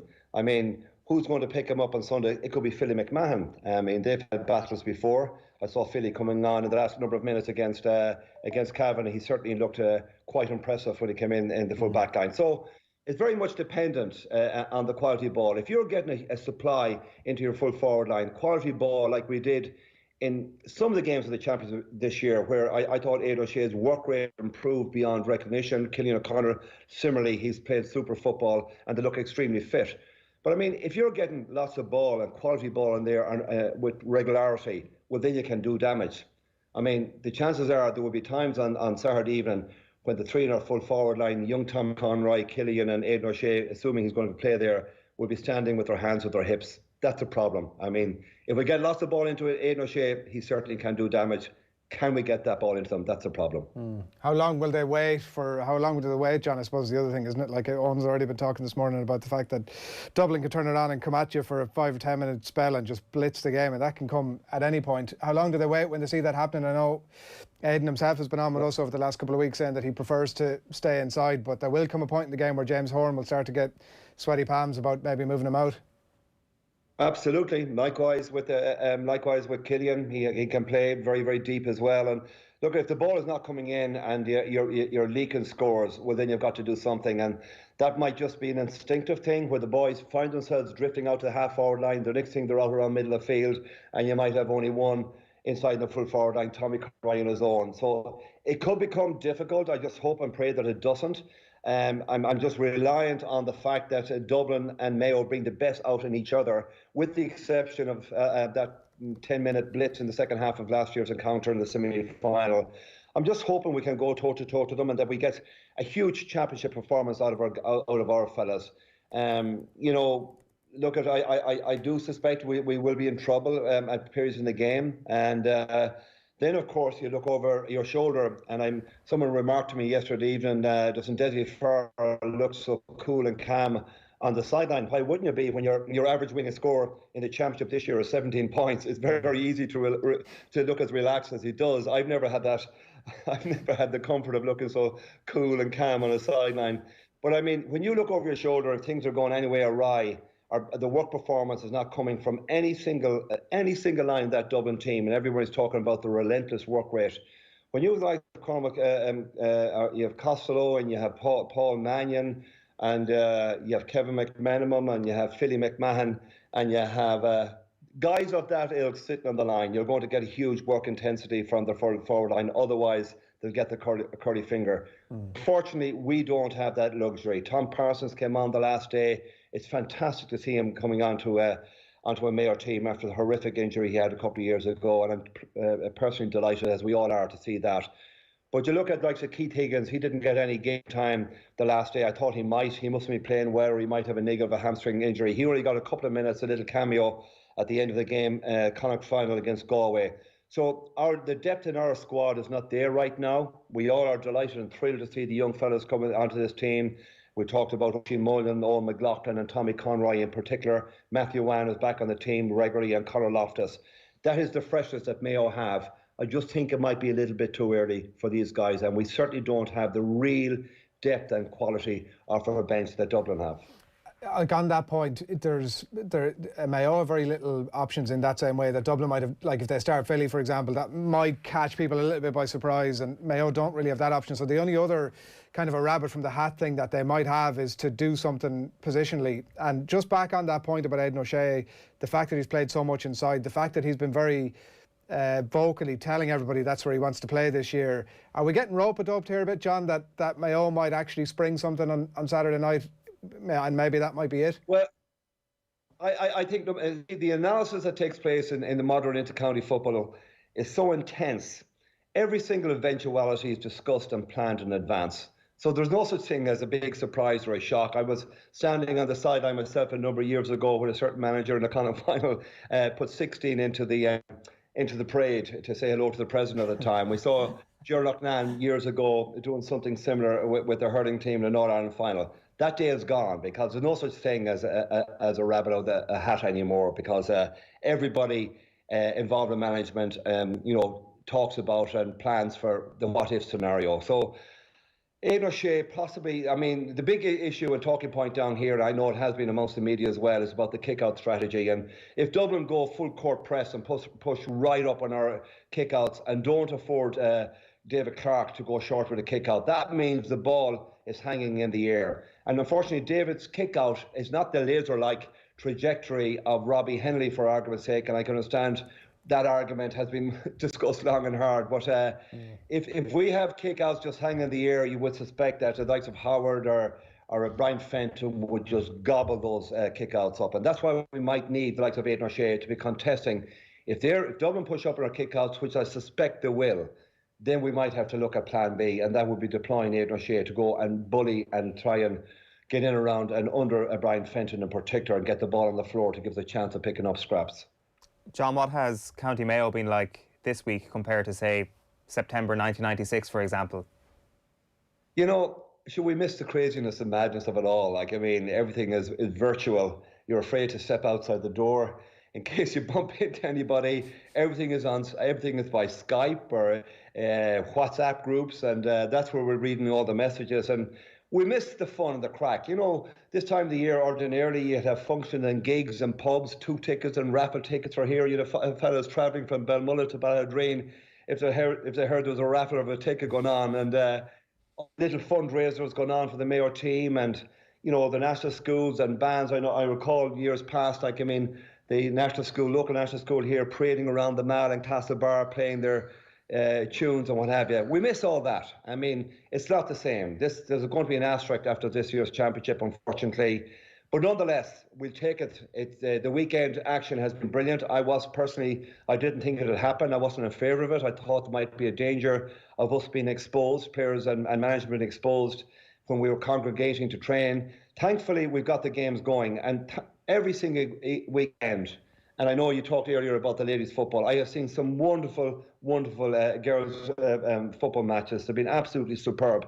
And I've taken a great interest in watching those games on Sunday as well. So we've been blessed to have weekend TV action. And I just applaud the GA for putting them on. We're just grateful. But no, the fun and the excitement that Mayo in particular associates us with, it's missing it, and we long for it. And I hope we get an opportunity to get things back to normal sometime in the future. And the joy that goes with it as well is something that perhaps doesn't go appreciated too often. Kevin McStay wrote a brilliant column this week about how Mayo fans have gone through, obviously, a lot of pain ultimately when it comes to All-Ireland finals, but those journeys have been incredible. They're on another one this year where a lot of people perhaps didn't expect them to get back to the All-Ireland final. There is a sense of great privilege to be a Mayo supporter, I'd imagine, John.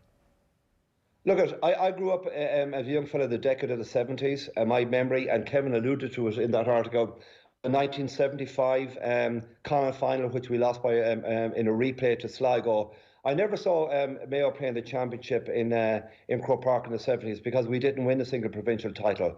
In the last 10 or 12 years, despite the turmoil and the grief and the sadness of losing finals, I am glad, I rejoice in the fact that we're going to these games. I'm just so thrilled that we're getting to compete in Northern Ireland finals, and there's no guarantees that we will ever win one. The reality is that it's not an exact science, so we can't say, look, these young guys are coming through, are going to win an All-Ireland title for Mayo in the next couple of years. That may not happen because the Dublins are there, and the Tyrones and the Kerrys, etc. But look at what we miss as well is the guys travelling from overseas, from Chicago, Boston, New York, all around the UK and Europe. You would see them coming in the droves, and the excitement that those guys returning home for an All-Ireland final is something that's quite unique. And look, at everybody recognises there's something weird and wonderful about Mayo supporters, and I'm privileged to have witnessed it myself. They're fantastic, and you know, they come out of Croke Park on Sundays having suffered another defeat in a final or a semi-final, and you hear that never ever again, and they're the first looking and chasing down the ticket. That's the way it'll always be, because there's something special about our Mayo support, and I know, God knows, Croke Park and the GA recognise that, because I know when I was bringing Mayo teams in the past to Dublin, every hotel in the country in Dublin wanted us, because a Mayo crowd prior to a game or post-game was the equivalent of 6 Armaghs or 7 Tyrones as regards money behind the bar. So, yeah, we're missing that bit of crack, but nonetheless, we're privileged to have it. And for the same reason, John, almost like the importance of it then for Mayo people at home and across the globe. And I'll be honest and say, I think for every non-dub who fits the same sort of target, like it'd be a monstrous lift for everybody if, and I'm not the slightest bit anti-Dublin, but if Mayo could get it done. Oh, I mean, it'd just be wonderful. Like, I mean, we're so privileged that these boys have provided with so much entertainment, and I would love the likes of the Lee Keegans and the Colin Boyles, the Tom Parsons, to see, you know, the way he was carried off a pitch 2 years ago, and he's come back there competing to get on that team. I would just be honoured and delighted as a Mayo person if it would happen. As you rightly say, the whole country would rejoice. You see the way Chicago's lit up in the green and red all around Europe, New York colours, and yeah, there's great support there for Mayo, because there's a poor old Mayo, you know, there's a bit of sympathy out there for us. God knows we don't want that, but let's hope we have a great contest on Saturday. We compete right to the end, and if we're privileged to be in the winners' enclosure, well, certainly we will rejoice in our own quiet little way down here in Castlebar and Belmullet and around the place. Yeah, I don't think sympathy is the right thing personally. I think that unqualified success is what Mayo have had over the last few years, albeit not getting over the line. It still has to represent success. 2 weeks ago, you're thinking logic dictates Dublin are going to get it done. At 24, 30 hours out, have you started to convince yourself otherwise?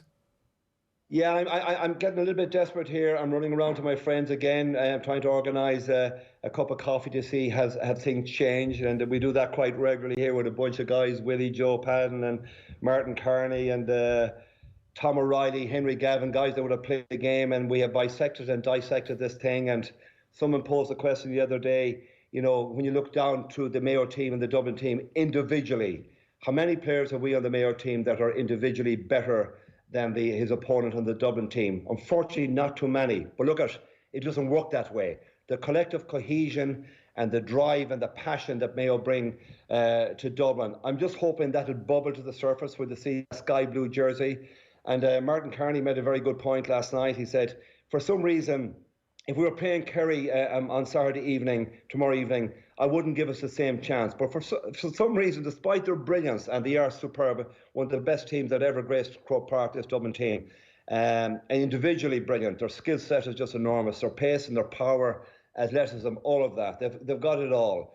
But for some reason, when Mayo come out to play Dublin, the last encounters, with the exception of that one last year, but in 7 out of the last 8, we have gone toe-to-toe with them in a manly way. And I expect a manly performance from Mayo tomorrow. And if we get that, well, who knows? We might be in the shake-up, go down the home stretch, a fluky goal. We conceded 2 own goals, I think it was in 2016, when we were beaten by a point. We've had a lot of bad luck in Croke Park.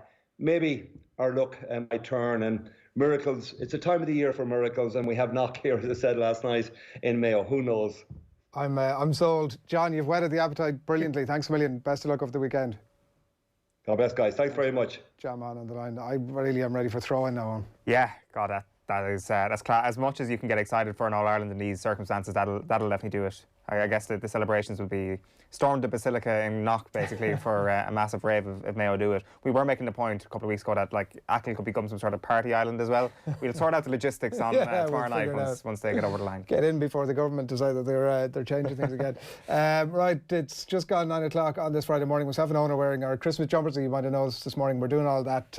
It's for our Wear to Care campaign here in Marconi House. It's all in association with the Irish Cancer Society, and the idea is very simple. Dress up and donate for a great cause. We want to raise as much money as is possible. End the year on a high, and your support and participation is essential to make that happen. So whether you're working in the office today or you're at home on a Friday, if you're not working at all, if you're already off for the Christmas, get the Christmas clobber on and join in the fun. Jumpers, hats, Christmas PJs, tinsel, as you saw John there with the tree in the background. Anything goes at all. Take a selfie on social and share it with the hashtag Wear to Care. And don't forget to donate by texting the word WEAR, WEAR, to 50300 and donate your €4. So that's that. By the way, just to let you know as well, coming up over the course of OTB Sports Radio, over the course of today, we have at 1 o'clock OTB Gold. This is a very special Irish football special with Kevin Kilbane, Shay Given, Niall Quinn and Jason McAteer. That's coming your way at 1. At 1:30, the Paddy Power half hour. That'll be, as always, marking a card for the weekend. 3 o'clock, Friday night racing. 4 o'clock, it's part 2 of our Super Value All-Ireland preview. I think that's the Mayo bit of the show with Stephen Rochford, Barry Moran and Kevin Kilbane drops in for good measure as well. That's at 4 o'clock, and at 6 o'clock then it'll be Joe Malloy, another one of Mayo's finest, in conversation with Ruby Walsh. So it's a stacked OTB Sports Radio coming your way over the course of the day. We're going to have Alan Quinlan next. OTB AM. This is OTB Sports Radio, Ireland's first and only sports radio station. The Saturday panel on OTB. I've watched a few of The Last Dance, mostly sports. I just find it fascinating. You're never satisfied with what he did. And I think anybody watching it, young kids watching it, whatever sports they're in, to see the attitude that he had and his approach to his profession was absolutely brilliant. Don't miss the panel every Saturday afternoon on OTB Sports Radio. Tune in 24/7 on the OTB Sports app. Follow the leader, the Mitsubishi Outlander PHEV, the world's best-selling plug-in hybrid, is now available with 0% finance and a free home charge point worth €800. Leading the charge in plug-in hybrid technology, the Mitsubishi Outlander PHEV. Book a test drive at your local dealer today. Mitsubishi, drive your ambition. Terms and conditions apply. See mitsubishimotors.ie. Lending criteria applies. This is a hire purchase agreement provided by Bank of Ireland Finance. OTB AM. With Gillette, we don't just play the game, we change it. Gillette, made of what matters. 6 minutes past 9 on this Friday morning. Alan Quinlan, good morning to you. Morning, lads. How are you? I was wondering what sort of an effort you'd make. That is... It's not bad, is it? Exceptional. No, it's good. Very good. Yeah, thank you. Wear to Care, obviously. I couldn't get a jumper to fit me, so I got the hat. No, I think you get nod in the morning with all that. I don't know where to jump in here. We'll start with Munster Clermont at the weekend. We might start with the fact, Quinny, that another game went awry last night with what was a Bath La Rochelle has been pulled, and there's been a couple of other games that are in Munster, Connacht and Ulster's extended group, obviously, as well, that have fallen by the wayside. In Exeter and Glasgow, obviously playing last weekend, and now both of those are out, and it seems like 5 points are going to go to their opponents. We might just start off there, and the impact, probably going to be an unfair impact that might have on the likes of Munster, Connacht and Ulster over the course of this. Yeah, it is. I think it's not ideal. It's only round 2 coming up this weekend, but it could have a bearing and right at the end, and an unfair bearing, really, depending on what they decide. If, the team that couldn't fulfil the fixture obviously is going to be punished. So you'd love to see these fixtures played again, but for obvious reasons, I think it's you can't find weekends or opportunities to play them unless they're played within the Six Nations window and stuff like that. But you want to try and get your quarterfinals and get the 4 pool rounds done and know who's moving forward to quarterfinals. So it could work in their favour or against them, really. But ultimately, I think it'll be unfair on somebody. I personally can't wait to see Munster play Harlequins again. Danny Kerr this week said, we thought we were playing PSG a couple of times at the weekend, but all the rolling around and diving and complaining. If you were in that Munster dressing room and saw those comments, Alan, how pissed off would you be? Well, you've got to be careful, I think, because not to react to them publicly. I think definitely internally, it's something that you want to kind of push back and rub back in their faces when you meet them again. I remember we played Northampton, I think it was 2009 or 10 with Munster, and we had a lot of verbals and a lot of they beat us over there, very good Northampton side, and we got them back at Thomond Park and we tried to avenge it. We only won 12-9 barely in the last pool game, but I remember we met them in the quarterfinals and beat them 45-9 or something like that. And when you get into a situation like that, you can rub it back in their faces. But ultimately, I agreed with Conor Murray. You can't react too much with it. I think he came out yesterday or the day before and said, look, a lot of stuff does get said in podcasts that maybe it's a bit looser, and but I look back at the game and I couldn't see where Munster were diving and behaving like soccer players, if you like. So I think it was a bit extreme what he was saying. Everybody could see what Tom Brandt did to Ben Healy and what Joe Marler did, and he's picked up an injury. The Marler one didn't look as impactful, but he was, you could see him grimacing a little bit after that, Ben Healy, and he's a big fella himself. But I think the comments were silly, to say the least, because you kind of give the opposition motivation. So if I was in the dressing room, I'd certainly be looking to go after Danny Kerr, not individually, but beat him well over there and give him a good hiding in Harlequins, which is not going to be that easy to do. But certainly it'll be a motivating factor for Munster. It's just slightly shocking to me almost that you, having looked back at the game, that there wasn't a huge amount in it, that he might be referring to those big hits as dives, given everything that's gone on over the last number of weeks. Yeah, it was. Look, he to be fair to him, he's a good bloke and he's a nice fella and he's a good player and he's done really well. I was just a little bit surprised, but as Conor did say, these podcasts can get a little bit loose and they can have a bit of banter. I'm sure there was, in every game you play now, there's people calling for the referee and saying offside, and he grabbed my hand in a line out and he shouldn't be there, and trying to get into the referee's ear. That happens out in the rugby pitch a lot. So maybe there was a bit of that going on Saturday. But he was talking about the linesmen as well, that they were biased and the 50-50 decisions went against them. Ultimately, Harlequins' discipline was shocking, really. And, I played against Paul Gustard a fair bit. He was the defensive coach for a number of years. He's their head coach there now. He was with Saracens as well, coaching. And he was fuming after the game. And I know he would be the type of fella he is. And so their discipline was really, really poor. And I was surprised, They're two obvious late hits. Joe Marler had one earlier on Stander where he tackled him without the ball, and he was penalised for that. But given everyone the conversations you say, Adrian, about in the last week or two about the concussion situation, Steve Thompson and all the other players taking a case against World Rugby, and it was surprising that he came out saying that. It might be an opportunity now over the next couple of weeks, kind of separate to this conversation, to see a couple of the other younger players that you've been talking about quite a bit from Munster. Like we're talking about Jack Crowley, Jake Flannery. How excited should we be to see these guys over the next little while? Yeah, well, they're two very, very talented players. Jack Crowley, obviously, this year in the 20s, he was playing really well for him, and Jake Flannery, who can play fly half, full back, wing.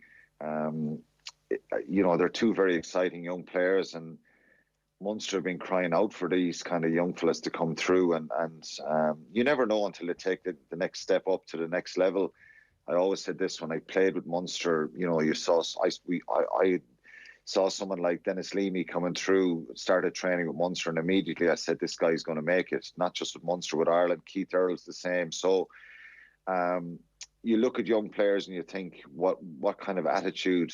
Obviously, they have quality and talent, and how will they cope mentally with the step up, and can they develop? And I think, you know, what I'm hearing out of the Munster camp is these two boys are developing really well, and their attitudes are right, and they're learning a lot. And Stephen Larkin was talking about that. So they're very talented players, Jake Flannery and Jack Crowley, and hopefully they will, you know, get a chance now in the next few weeks in the Interpros and get an opportunity to play on a strong Munster team, not on a completely changed Munster team. You want to try and protect them a little bit, and the best way of protecting them is putting strong players out with them. But hopefully we'll see a lot more of these guys going forward. Healy obviously is another one of those that's jumped onto the scene over the last while, and everybody's now totally focused on what he's going to do with himself next. And he's obviously out for the Clermont game, having picked up that shoulder knock last weekend. Reports seem to step up a little bit during the week, Quinny, in that Glasgow have now sold off their first choice out half, and they're a bit more dialed in to making sure they get Ben Healy. What are you hearing, or what do you expect to happen? I'm not really hearing anything. And as I said to you before, I don't expect him to go. I think it would be... it could work both ways. It could be a great move for him or a dangerous move. I think if he wants to play for Ireland and keep developing, I think he's got to be patient. And, you know, he'll want to get his agent or whoever looks after him will want to get him a full-time Munster contract and come out off an academy contract. So I'm sure Munster will try and do that. Obviously, if he wasn't getting bumped up to a full-time, a senior Munster contract, well, then he's a fair argument to start looking at the financial side of it. You know, things can change very quickly, but I'd be surprised if that move happened. I think he's got a great opportunity, and you know, working with someone like Stephen Larkham is a great opportunity for him to learn off one of the greatest fly halves that has ever played the game. Really, Larkham was just a phenomenal player. So I think he's in a good place, and he's developed really well, and obviously he's got to go on to the next level as well. But I don't expect to see him going anywhere. Yeah, it'd be an awful kick in the stones from Munster. Like, it'd be an awful indictment of their ambition if they were to let him off. Yeah, look, they have to try everything to keep him, and the challenge obviously is financially trying to keep everybody. So will you have the same situation with Jake Flannery and Jack Crowley? If they get a number of matches this year, will other clubs try and poach him? It could happen. So can you keep 4 or 5 fly halves in your squad? Probably not. Can you pay them all, have them all on full-time contracts? Probably not. So it's a problem that may arise from, but maybe it's a good problem because they haven't had that situation in a number of years. You could give Leinster back one of their out halves. That might help relief. Yeah, it could happen, but we got to see him back playing first. I know. But I think that the key here is, and the way the game has gone now, obviously Munster have been crying out for that development of fly halves, but these guys can play another position, centres, full back. They're multi-talented, and that seems to be the case for the modern players. You know, you saw Joey Carberry doing that with Leinster for a number of years as a full back and doing it brilliantly. So Jake Flannery, he's played in the under-20s at full back when Ben Healy was fly half. So being able to do that would be a real strength for these guys coming through. Yeah, it's a mad scenario that suddenly we're talking about the backlog of class out halves and how we maybe try to change the style of Irish rugby to make sure that we can sort of keep them all happy.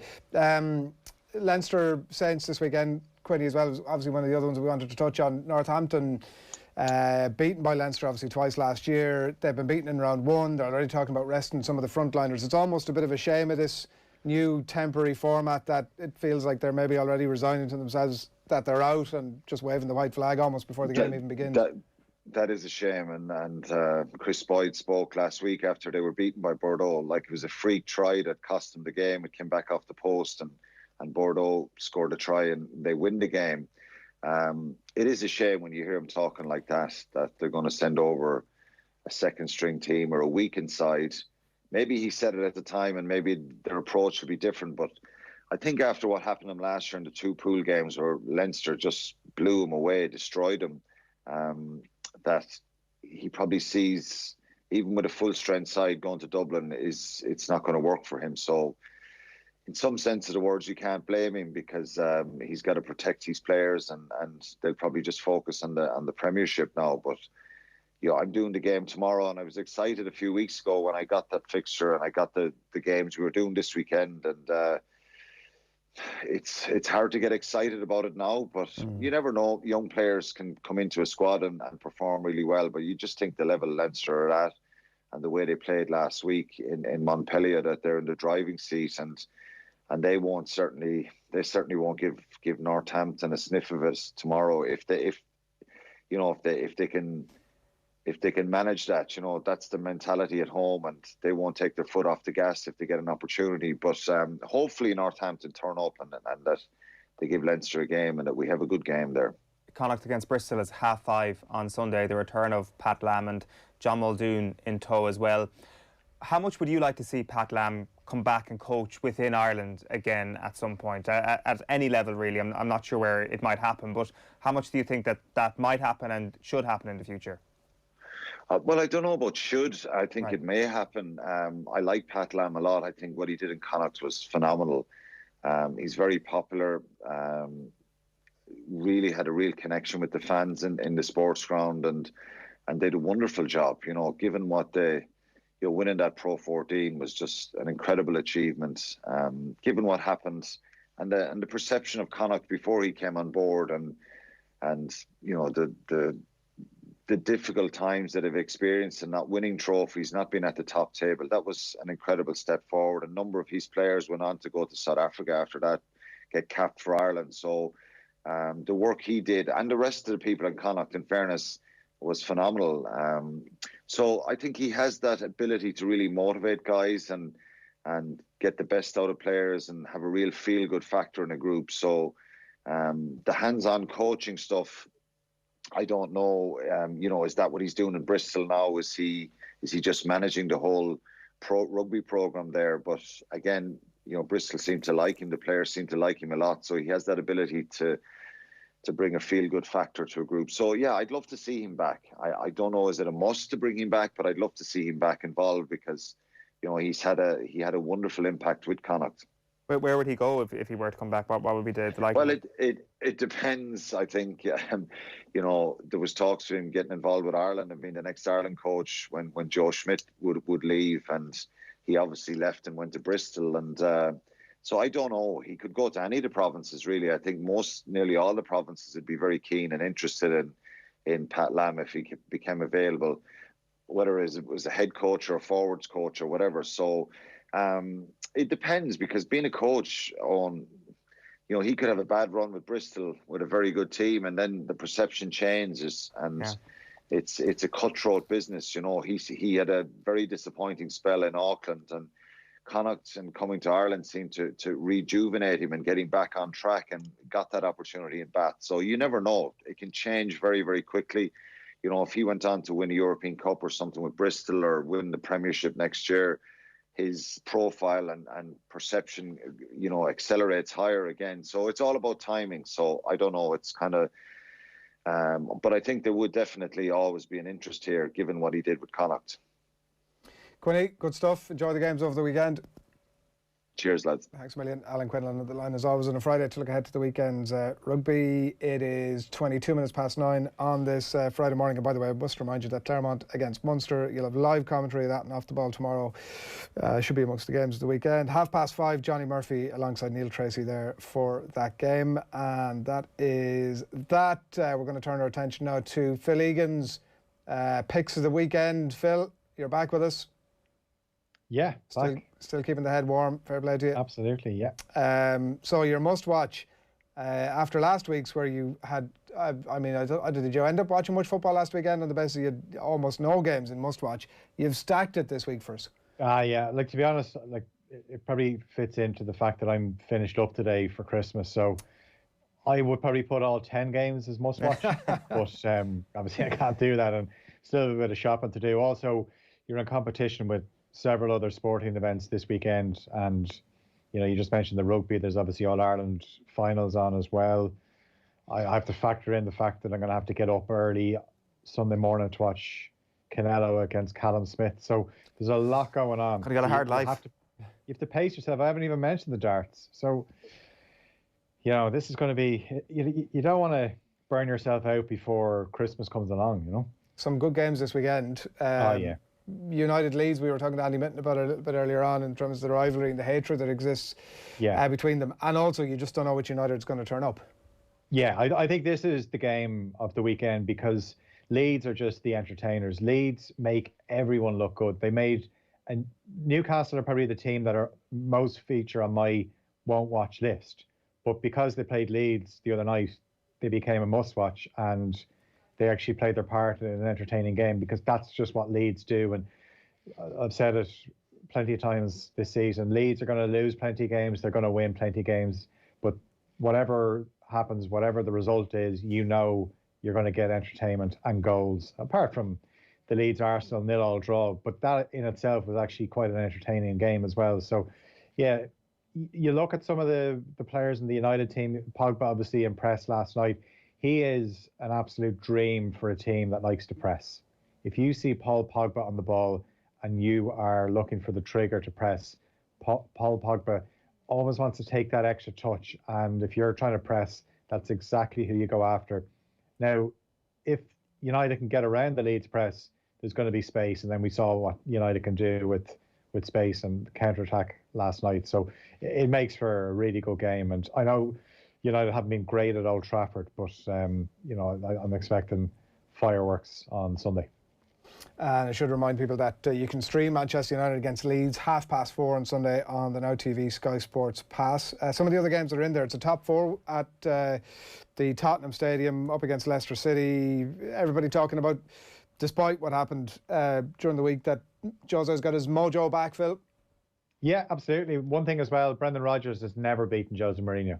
Obviously, they used to work together at Chelsea, but Jose Mourinho's teams are just set up to pick off Brendan Rodgers' teams because we know Brendan Rodgers likes to play this attractive brand of football. Now, both sides like to counter-attack, but Rodgers seems to be the manager that would blink first, where he decide, no, let's take the game to Tottenham, and it should be just set up for Spurs to hit them on the break and put away some of those chances that they didn't put away on Wednesday night against Liverpool. So I don't think anything is going to change in terms of that Jose Mourinho and Brendan Rodgers record. And, Leicester obviously were quite disappointing against Everton. They beat Brighton last weekend, but Brighton again are a team, they're a model team for a Leicester side. So Spurs definitely don't fall into that category. And yeah, I think Spurs will get back to winning ways. Yeah, he was the new Jose Mourinho at one point, wasn't he, for a while? Or the Irish Jose Mourinho, whatever you're having yourself. Yeah, but just doesn't play, just doesn't go to the same level in terms of trying to sit in and make just the way they played the other night, Tottenham, that is, you'd never see Leicester play like that. Everton Arsenal is the latest game, and Mikel Arteta's inevitable march to being sacked. Yeah, and you think back to this fixture last season at Goodison Park, and Arteta and Ancelotti were both sitting in the stand, and there was that sliding door moment where we wondered, would Arteta be the Everton manager? And obviously Ancelotti was always going to be linked with an Arsenal job when Emery left. But looking at things now and how things have developed, you're definitely happier if you're an Everton fan and you've got Carlo Ancelotti. And a little bit of a blip, obviously started the season well. Then the Merseyside derby was when they drew and they dropped their first points, and then they suffered a few defeats. But the last couple of games have been great for them, obviously beating Chelsea, beating Leicester, and they will definitely fancy their chances against Arsenal. Is there any case you can make that Alex Iwobi won't score against Arsenal this weekend? No.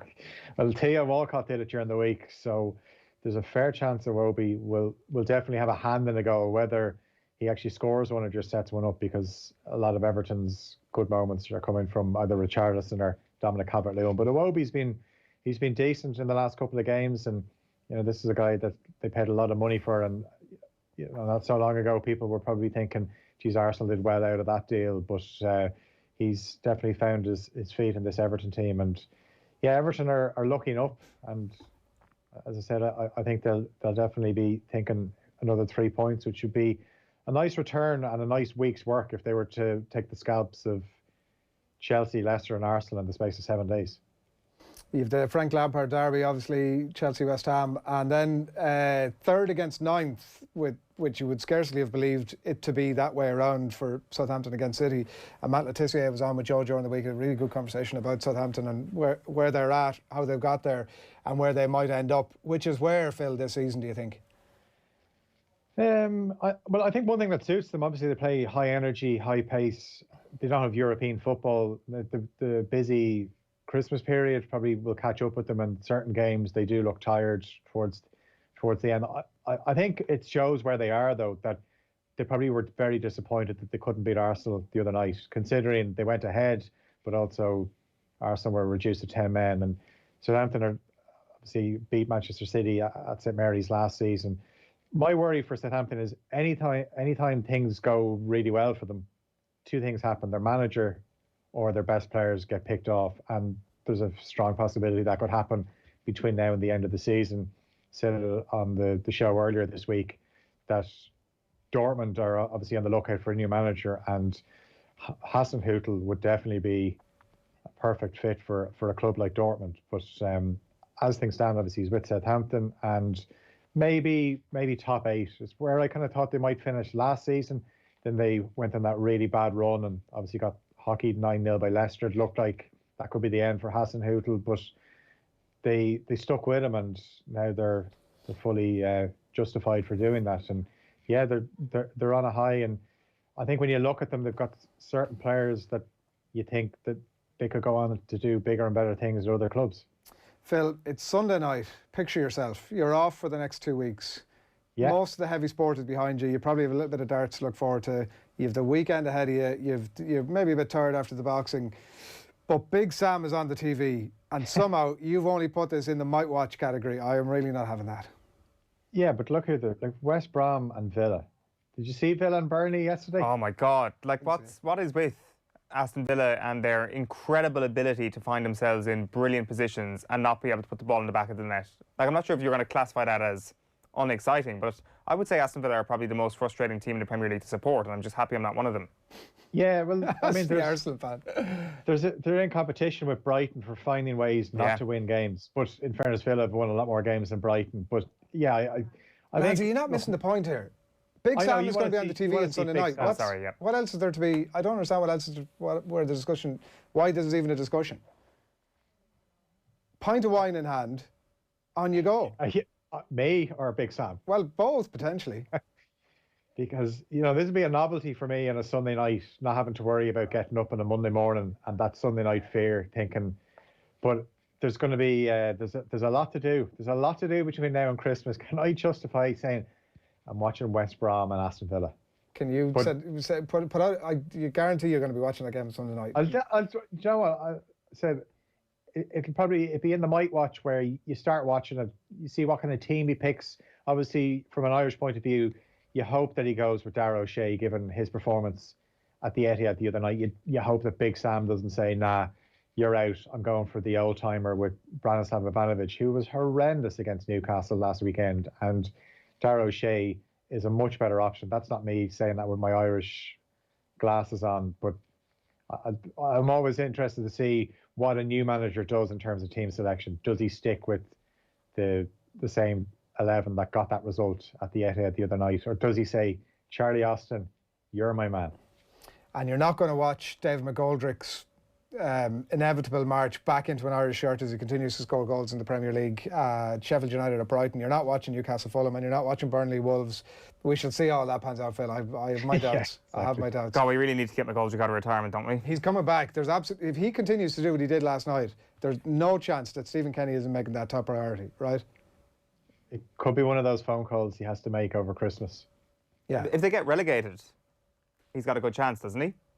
Like, the whole reason why he retired is, I presume, to earn his starting place back as part of this collective effort to stay up. Is it nearly more difficult? The more goals he scores, the more he's like, listen, Stephen, I mean, I've loved playing for Ireland, but I'm bagging in goals here and I'm not doing anything to jeopardise it. Well, playing international football while playing the Championship might help put you in the shop window if you wanted to get a move out of Sheffield United. Yeah, but I also think as well, like with McGoldrick, you have to look at his age and his track record with injuries. There's a reason that he had to go on a trial to Sheffield United, because the ability's always been there, but he's always just been injured. And as soon as he got a run in the Sheffield United team, he was brilliant from that promotion from the Championship. And obviously the goals didn't come last season as freely as they did in the Championship. But yeah, look, you only have to look at the Slovakia game. He was our best player that night. Phil, enjoy all that. When you watch Big Sam at the weekend, will you tweet us and just let us know that you're doing it, because it'll make me I will, feel and I'll take a picture of glass in hand, the pint of wine. Go man, enjoy the break. Thanks, lads. Happy Christmas. Happy Christmas to you. Phil Egan on the line there and supporting our Where to Care push as well. It is 9:33 on this Friday morning. You're watching OTB AM live in association with Gillette. Good morning start with Gillette, giving you the confidence to tackle the day ahead. And I think Shane Hannon is standing by. Shane. Morning, lads. How are things? You well? Oh, another natty jumper. Yeah, it's a. We've got Santa, we've got reindeer, we've got snowflakes, we've got a couple of earrings here as well. Oh, they're good. A little star, and I think this is a snowman. Apologies if there's a little bit of jingling going on, but it's all for a good cause. No, he's really shown us up there, hasn't he? He really made it, as usual, he made an absolute mockery out of us. Have to win. What's going to happen? Were you won over by John Maughan's charm, tactical insight and enthusiasm towards Mayo?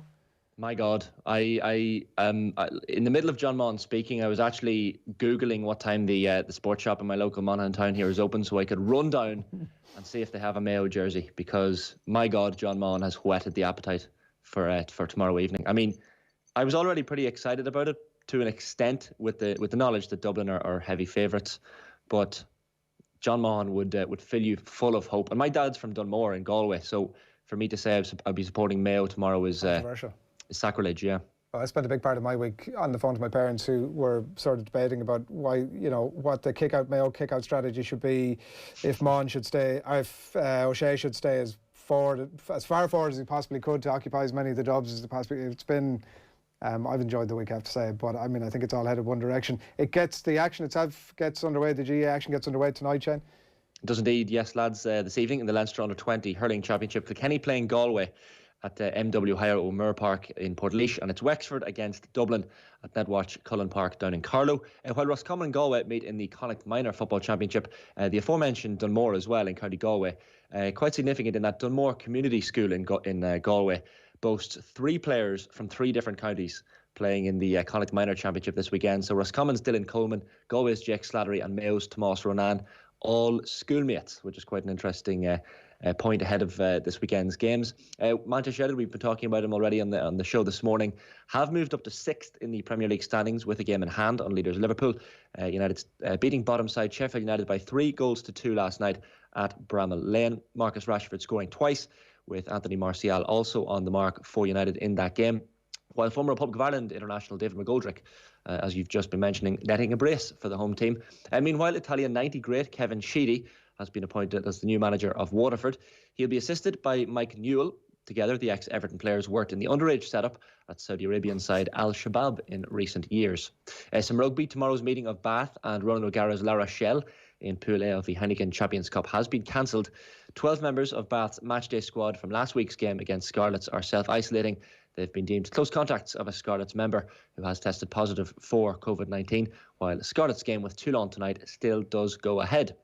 And there are a pair of Irish Arrowsmiths in first-round action at the PDC World Darts Championship in London today. Tyrone's Mickey Mansell faces Kiwi Haupai Pua, while Cork native Kieran Tehan goes up against Wayne Jones. Elsewhere, the veteran Paul Lim takes on Luke Humphreys. Mercedes have all but confirmed that Formula 1 World Champion Lewis Hamilton will race for them next season. The team have posted a picture of the Brit on their Twitter page, accompanied by the words "announce" and "coming soon." Hamilton, whose current contract expires at the end of the year, won a record equaling a 7th Formula 1 title just last month. And while there was plenty of English success at last night's Best FIFA Football Awards, Liverpool manager Jurgen Klopp was named Coach of the Year for a second time in a row, while Manchester City's Lucy Bronze claimed the Women's Player of 2020 title. Manchester United forward Marcus Rashford was recognised for his free school meals campaign, and Tottenham's Heung-min Son was awarded Goal of the Year, while Bayern Munich striker Robert Lewandowski beat a very bored-looking Cristiano Ronaldo on Skype and Lionel Messi to the Men's Player Award. And finally, this morning, lads, the next generation at Manchester United is in very safe hands indeed. Wayne Rooney's son Kai has followed in his father's footsteps by signing for the Old Trafford club. The former England striker called it a proud day as he watched Kai join the club's academy. He has a long way to go, though, to match his dad's record at Old Trafford, with Wayne top goal scorer for the club on 253 goals. Like, you wish him the best of luck. I really hope we don't get into a scenario where we're looking at 11-year-olds signing contracts. I genuinely think it's so bloody grim. Like, Jesus Christ, he's 11.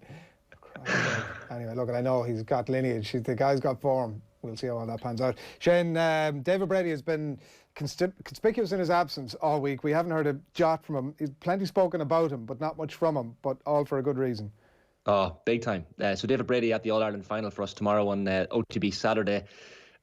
You don't want any other man at Croke Park if Mayo win the All-Ireland, and as you mentioned, it was one of the lads I think mentioned during the week, you don't want any other man if Mayo lose as well, unfortunately.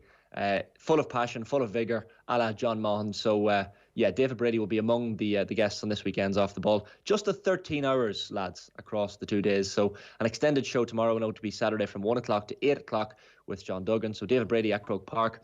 Pillar Caffrey and John O'Mahony will join us for an All-Ireland preview panel special ahead of the game. We'll hear the final part of the Super Value Roadshow as well. And then we'll have live Heineken Champions Cup commentary as well. That 5:30 game you mentioned already, Clermont Auvergne against Munster. While before that, 3 o'clock to 5 o'clock, it's OTB Football Saturday as per usual. Damien Delaney, Johnny Ward and Dan McDonnell. Then on Sunday's show, lads, 1 o'clock to 7 p.m, Joe Malloy presenting for that one. 2 live commentary games for the Premier League. 2:15, it's Tottenham Hotspur against Leicester. Brian Kerr alongside Steve O'Doyle.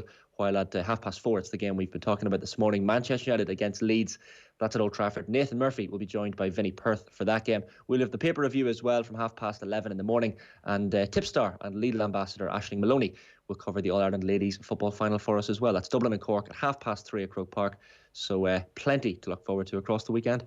Festive Farney, fair play to you. Thanks a million. Cheers, lads. Can I change my prediction on? For the weekend, for tomorrow night? Yeah. Can I officially, can we agree that if I'm to do this, that it's an official changing of my prediction? Go ahead. I'm going for Mayo. Why? Why have you changed your mind? I've just, the last couple of hours, did I say to you in the WhatsApp yesterday when you asked about it that I was bizarrely struggling with my decision on it? I think I did. You struggle with a lot of things. I do, listen, let's face it, but like, you shouldn't really be struggling with that call. And I didn't want to do it on the basis of just going for it, but I'm going to do it. But what's the basis this time instead of just going for it? I just think that, like, the run, look, again, there's not a huge amount of logic here. The run has to come to an end. Dublin have to play below themselves. That's not inconceivable, I think, for various factors: crowd, new management, slightly different, obviously, roster of players, albeit they've got a decent bench. Mayo have to play right up to themselves. All of those things have to happen. Logic dictates it doesn't, but I'm going for it. So officially changed. It sounds like you are not basing that on much evidence whatsoever. No, so. I'm a fool if I'm trying to base this on logic. So there's a bit of heart going in there. But are you officially stamping that now? That's like playing to the crowd there, Adrian. It's hoping for a few more Twitter followers from Mayo or something. Fair play. Have you stamped that? Do I what? Have you rubber stamped that official switch? Yes, it's an official switch, but it doesn't make any difference to the official table. Well, it doesn't, but look, I mean, I get to gloat about it. And I'm sure you'll be clipping this segment back and putting it out tomorrow night if Mayo win, and when Mayo lose, that's definitely what I'll be doing. That's definitely what I'll be doing. Good stuff. Enjoy the weekend. Thanks, Owen.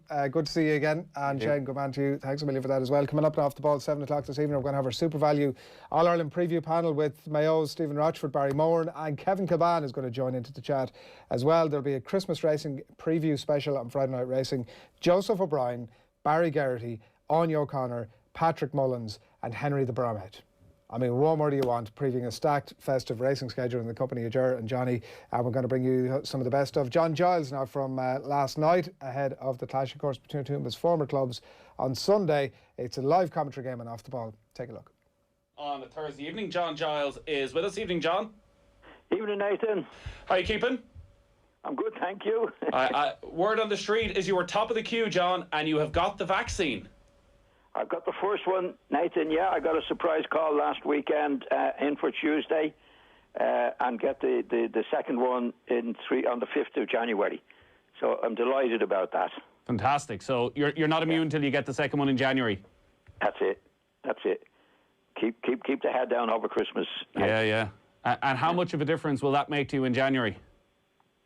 Well, relief to the first thing, Nathan, that if I get it, that I'm not going to kick the bucket.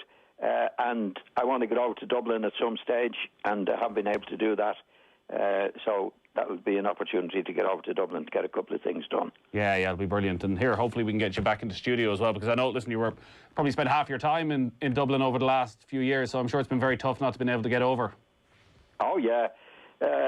Well, I've got family there, you know, kids and grandkids and that, Nathan. So they were supposed to be coming over at Christmas and they couldn't do that. So same as every family, really. But I'd look forward to getting over. Yeah, you've no issue. And having a night out, Nathan, as well. Well, we won't have it here probably properly by January, so be out by yourself, John. We won't be able to join you is the problem.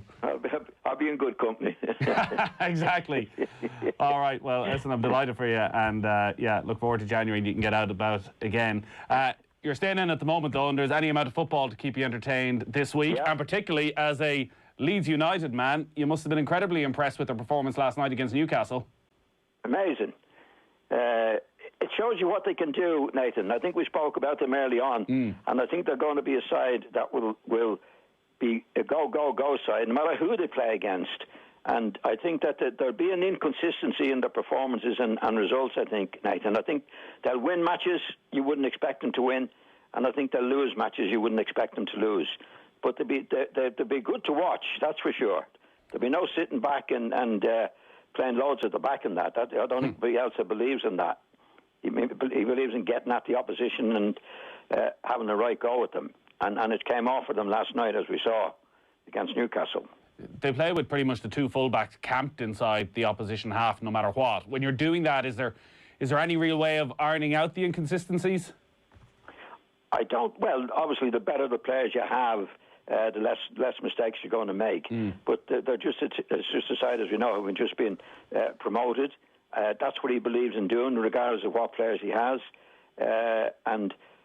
You know, I think if he had the top players like Liverpool, for example, they'd be absolutely brilliant to watch. Well, Liverpool are brilliant to watch anyway, but they could be even better and more exciting, I think, Nathan. They still have plenty of quality there, and he seems to have signed well again over the last couple of seasons with Rafinha coming in and Rodrigo. One of the players who's got a lot of plaudits is Calvin Phillips, who's got himself into the England squad. He's got 4 caps now. I think he's the first Leeds player to play for England since Alan Smith, the last time they were back in the Premier League. As a central midfielder, how do you rate Phillips? I think he's a lot of ability, Nathan. I think he has the ability to do it. Now, he's got to get the mental attitude right to... I just wrote it down here. I think he should have imposed himself on the game a lot more than he does. In other words, he sort of waits for the ball to come to him, and some of the matches he has the ability. He's a very good passer of the ball, but in that position you've got to impose yourself, Nathan. There's too much of the game goes by when you don't see him and he hasn't been there. And I think he considers himself, I may have been told, to be a holding midfield player. So I think there's times that he could get, you know, when he's delivered the ball, to get up behind it and get it again and score a few goals. You know, he's a great kicker of the ball, and he doesn't score any goals, Nathan. You very seldom see him up and around the opposing box. I think he's been told that, actually, you know, that he's a holding midfield player and that's what he has to do. But if you have the ability that he has, then you have to be more demanding of the ball to impose yourself on the game more. In other words, there's no good having the ability if you're not getting the ball a lot more than he does, Nathan. Yeah. But he's good, but I'd like to see him really get out there and, you know, demand the ball, give me the ball, I'm going to do it, because he has the ability to do it. I mean, he showed against Chelsea away there a couple of weeks ago, first half. He made a brilliant pass for the goal, for Leeds' goal, and he was excellent. And in the second half, I didn't see him. Yeah. You know, and again, I don't want to appear to be too harsh on him. I think he has the potential to really do it, but he's got to get out there and get on the ball as much as he's not good having the ability that he has if you don't get on the ball more and more and more and more, Nathan. Now, there's some games you can't get on the ball, no matter how hard you try, but I'd like to see him do that a little bit better, a lot better, actually. As you say, he may well be told by the manager that holding role is what he wants him to do, and when they are bombing the full-backs forward all the time, you see the centre-backs coming out quite a lot. Is there a sense maybe he's actually having to sacrifice some of his game to allow all those players to do what they want to do? Yeah, I think so. Because, you know, a holding midfield player, Nathan, when you have the ball and you're attacking, only come into the game when you lose the ball, right? But if you get up there on the ball, then you don't lose it. You know what I mean? Yeah. Now, if you get up and get on but in other words, you hold a midfield player, you let the players go on in front of you. You're not in the play. You're there. The holding midfielder is there when you lose the ball, right? But what I'm saying, if you get up there and you get on the ball, you're not going to lose the ball. Yeah. And if you deliver it, you've time to get back. It depends what way you want to look at it, Nate. But a player of his ability should be on the ball. You know, he should be scoring a few goals. He should be making a few goals. He has the ability to do it. Yeah. Would that suggest that actually, if he found himself at one of the bigger clubs right now and a team in and around the top four, that he would fit into that quite comfortably? Because I guess maybe one of the issues they have is that if he was to step further forward, while he's very comfortable in possession, if his teammates lose the ball, suddenly he's not there in that holding role and there's this massive space in behind. Whereas if you were playing with the likes of Liverpool or Manchester City, the players around him are rarely going to lose it. So he can take the risk and step forward a bit more. Exactly. Yeah, definitely. I mean, the one thing about football, the main thing on the pitch is the ball. So if you have the ball, then the opposition can't have the ball. There's only one ball on the pitch. So that's what you do. So you're not sacrificing anything. Like you come forward and somebody's in trouble, you take them out of trouble and you stick it in the back of the net, right? You've plenty of time to get back.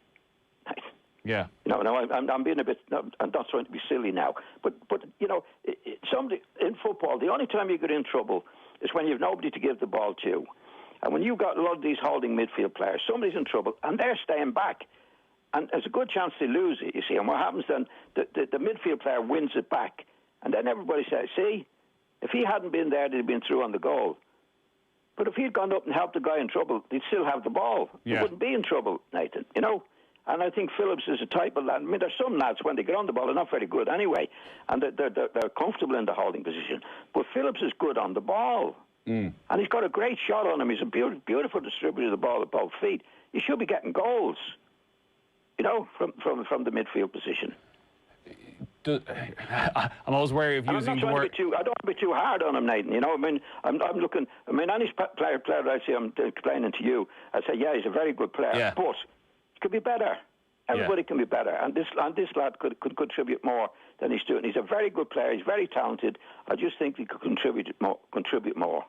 I'm always wary of using the term big club when we're talking about somebody potentially moving from Leeds to another side, considering how big a club Leeds traditionally have been.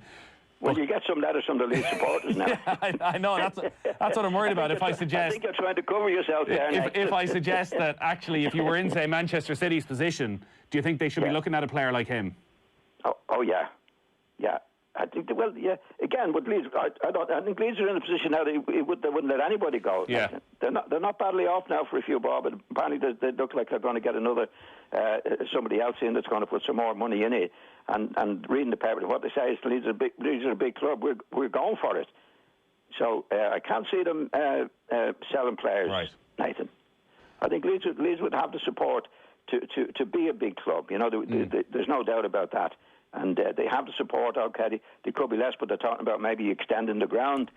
So I think there's ambitions there. That they do have the main support. The main thing is having the support, and they have that. Yeah. I mean, you can't get a season ticket at Leeds for love of money, Nathan. You know, there's a huge support there. So it'd be worth the investment, I think. And that's the way Leeds see themselves now. We saw right from the start of the season when they lost 4-3 on the opening weekend and then won 4-3 in the second weekend that there were going to be goals at both ends of the pitch, and it was similar last night. They've conceded 24 goals now in their 13 matches. I think only West Brom have conceded more, and I suppose you could look at the style of play and say they leave themselves open at the back, but they've also conceded, I think, half their goals from set pieces. How big an issue is that, and have you seen any signs at all that they're getting better defensively? No. I think it's a bad sign, Nathan. I think there's over the last couple of years watching them, I think there's sometimes a lack of discipline in defending. You know, if you watch Leeds defending, I think they're more interested in grabbing the opposition players, Nathan, than marking them up. Because the problem with that, you know, if you grab a player, first of all, you can give a penalty away. But the second thing is that if a player escapes from your clutches, as it were, then he's free. You know, you can't, and I've seen that happen a good few times with Leeds. Free kicks. I mean, last week they lost, I think it was West Ham. They lost the game 2-1, and they were from 2 free kicks from West Ham and two clean headers at the goal. Yeah. Because they'd been trying to stop the player and grab them, and I've seen him do that. And I'm surprised at Bielsa that he hasn't stopped that particular in those particular situations. Because once you grab the player and that player gets away from you, you can't mark him anymore. He's gone. He's free. And that's what they're inclined to do. Would that suggest a lack of confidence defensively, a lack of confidence in the way they're set up defensively? Well, I don't think it's a matter of confidence. It's obviously the manager's idea that that's the best way to do it. Yeah. I mean, I'm not Bielsa, but I mean, I can see, if you watch out for it, you can see it, and it doesn't make sense. I mean, the thing is, in football, whatever a manager does, Nathan, it has to make sense. And if you're losing goals from it, then it doesn't make sense. But I don't believe it in any way, because you can get as close to the opposition as you can. You know, when you're defending corner kicks and free kicks, particularly. But definitely, I never believed in grabbing the, because once they get away from you, you're gone. And I think that they're still inclined to do that. But it's a fair. I don't want to be getting on to about Bielsa. He's done a great job there. But it is a fault. If you ask me about it, it is a fault. But lots of parts of the other game is absolutely brilliant. You know, if you look at the goal, one of the goals, I think it was the 4th or 5th goal from Leeds yesterday. They had 6 white shirts in the box. Yeah. They were defending. They had 6 white shirts in the opposing box from Newcastle, and Newcastle had 2 back. One was the goalkeeper and somebody else getting back. So it shows you in that particular situation, that's what he tells the players to do, encourages them to do it. You know, they were winning at that time. He said, no, you go for it. And they did, 6 of them. 6 white shirts got in, the Leeds players got into the box to score the 5th goal. Yeah, so that's incredible. What he does, Nathan, you know. I think there is a lack of discipline in the side, generally. Yeah, but it means... Which can cost you. Yeah. Which can cost you. Giving us plenty of entertainment. He's done a great job, and there's no doubt, Nathan. He's done a great job with the Leeds team. Yeah, and we will have their trip to Manchester United live here on Off the Ball on Sunday. We need to take a quick break, John. Sean Giles is still on the line with the top-of-the-table clash last night. Liverpool beat Spurs by 2-1, but the best team lost, according to Jose Mourinho. Is he right? No. There's one thing about managers, Nathan. Their team are always the best. Actually, I think he said to Klopp on the lip, we deserve to win that match. Yeah. You know, now, most of them are bad losers. But as they used to say in America, show me a bad loser. Sorry, show me a good loser and I'll show you a loser. Yeah.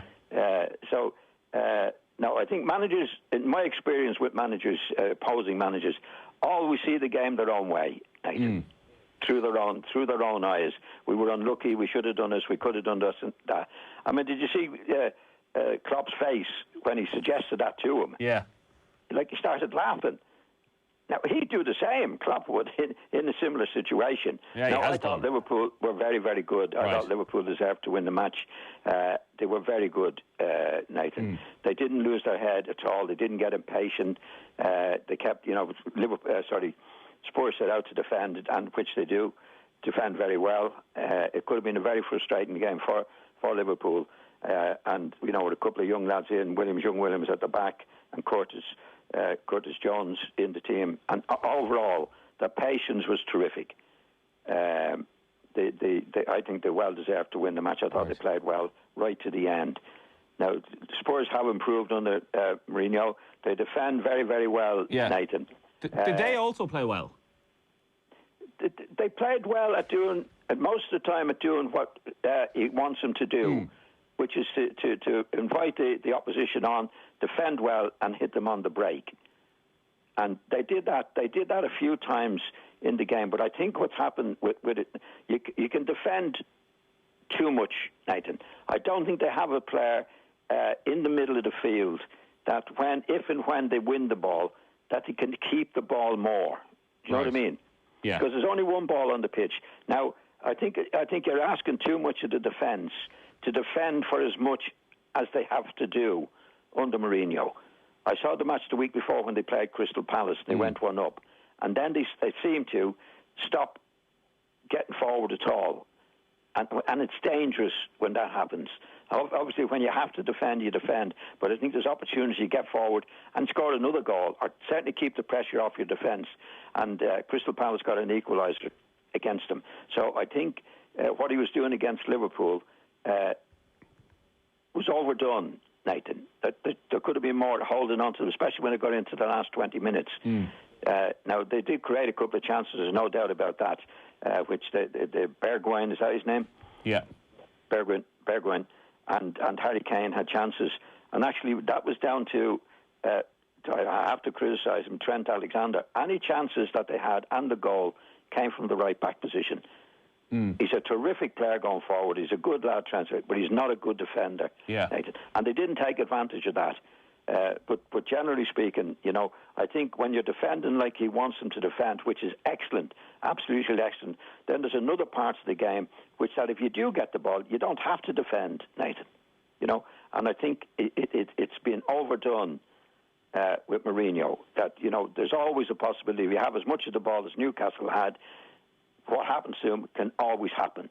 Comes to the last minute of the game. That's why Liverpool didn't lose their heads. They kept playing and playing and playing. So I think that the holding or playing defensively like that can be overdone. You know, maybe with the other teams. He doesn't have a midfield player, Nathan, in the middle of the field in Spurs that can get onto the ball and slow it down and bring your own team into the game. Yeah. You probably would have felt at times that Liverpool haven't had that sort of midfielder as well in recent years. Curtis Jones has got a run of games this year because they've had so many injuries. He's only 19. Is he that type of midfielder actually who can, when you need to slow it down, slow it down? I think he has the makings of that. But they've always had players elsewhere, Nathan. You know what I mean? The fullbacks were very good attacking. Yeah. You know, they didn't have a player like that, but they had the three lads up front. In other words, they never sat back in a match. I never saw Liverpool sit back. You know, they was always on the front foot, front foot. Mourinho is brilliant at sitting back and let the opposition come onto you and then hit them on the break. But you don't hit them, you know, with the players that they have. I'd say with somebody in the middle, you're not hitting them often enough on the break. And you have to defend too long. You know, I've always believed in football that when you have to defend, and you have to defend the way Mourinho defends. But when you have a chance to go forward, you've got to go forward. You know, and I don't think it happens. I think it gets to a situation, especially in the last 20 minutes, right? We'll hang on, we'll defend, and then you're really, really getting onto dangerous ground when you have to do it for so long, Nathan. You know. I know you're going to say. I don't know if I'm explaining myself. Yeah, no, well, you are. I guess that Mourinho's point of view would be, and I know you're going to say, well, it didn't work because Liverpool scored, is that they played that way, as you mentioned. Bergwijn and Harry Kane both missed chances that you would have backed them to score. Take one of them and they win the game, or survive one more set piece and they come away with a very good point away from home. That it's a fine line he was treading, and this time it just didn't come off. Nathan, I'd have to stop you there. Everything in football is a fine line. Do you know what I mean? You can justify anything, and I'm not saying you, but I mean, of course they missed a couple of chances, but that happens. It doesn't mean you have to lose the game. Yeah. Do you know what I mean? In other words, that's what you do. You don't have to lose the game with doing it. And doing what Liverpool do, you know, any team, like you can take it out and say they're an attacking team. I don't believe in attacking teams and defensive teams. You have to, when I think Spurs are brilliantly organised for defending, but it doesn't mean you have to defend for 90 minutes. If you defend for 90 minutes, it can always happen what happened to Spurs, that somebody scores with a good header in the last minute of the game, Nathan. But do you think he's looked at it, John, the way you're talking about it there, that actually Spurs don't have that player? So it's not like in his first spell in Chelsea when, say, he had somebody like Makelele who could just sit there and control the tempo, that Mourinho's recognised that. So this is sort of what he feels is the only way he can get this Spurs side to, I guess, the position they're in at the moment. Well, I think you're absolutely right, Nathan. I mean, I'm only going on what I see. Do you know what I mean? And I did say he doesn't have a player to slow it down in the middle of the field. But that's what he believes in doing. Yeah. But I think the reason that it ultimately failed because they were beaten 2-1, is because they don't have somebody like that. But what he has done, in a big job in Mourinho's done, he's got all of those players buying in, as they say, to what he believes in. Yeah. He never got that at Manchester United. No, that's mainly for sure. in my opinion, because Pogba was never going to do what he wanted him to do, no. And he was the biggest obstacle, and he never got the players buying into it, what he believes in. If you look at the Spurs players, there's none of them look unhappy about it because he sorted out, whether it be Dele Alli, who obviously wasn't doing it the way he wanted. Now, Dele Alli was a big player. But his attitude is, no, I'm not having you. You're not going to do what I want you to do. So he's got those players in, and what he's got to do is improve on that. I've no problem about what he believes in. I think it's good, defense, because he's known as a defensive manager. But if you look at the teams that he's had in the past, he's scored a lot of goals as well. Yeah, we got to leave it there, John, unfortunately. Unfortunately, we're out of time. No, we'll come back to it next week because there's a lot of games and between now and then. But really interesting stuff there from John and Jose Mourinho. John, great stuff as always. We'll talk to you next week.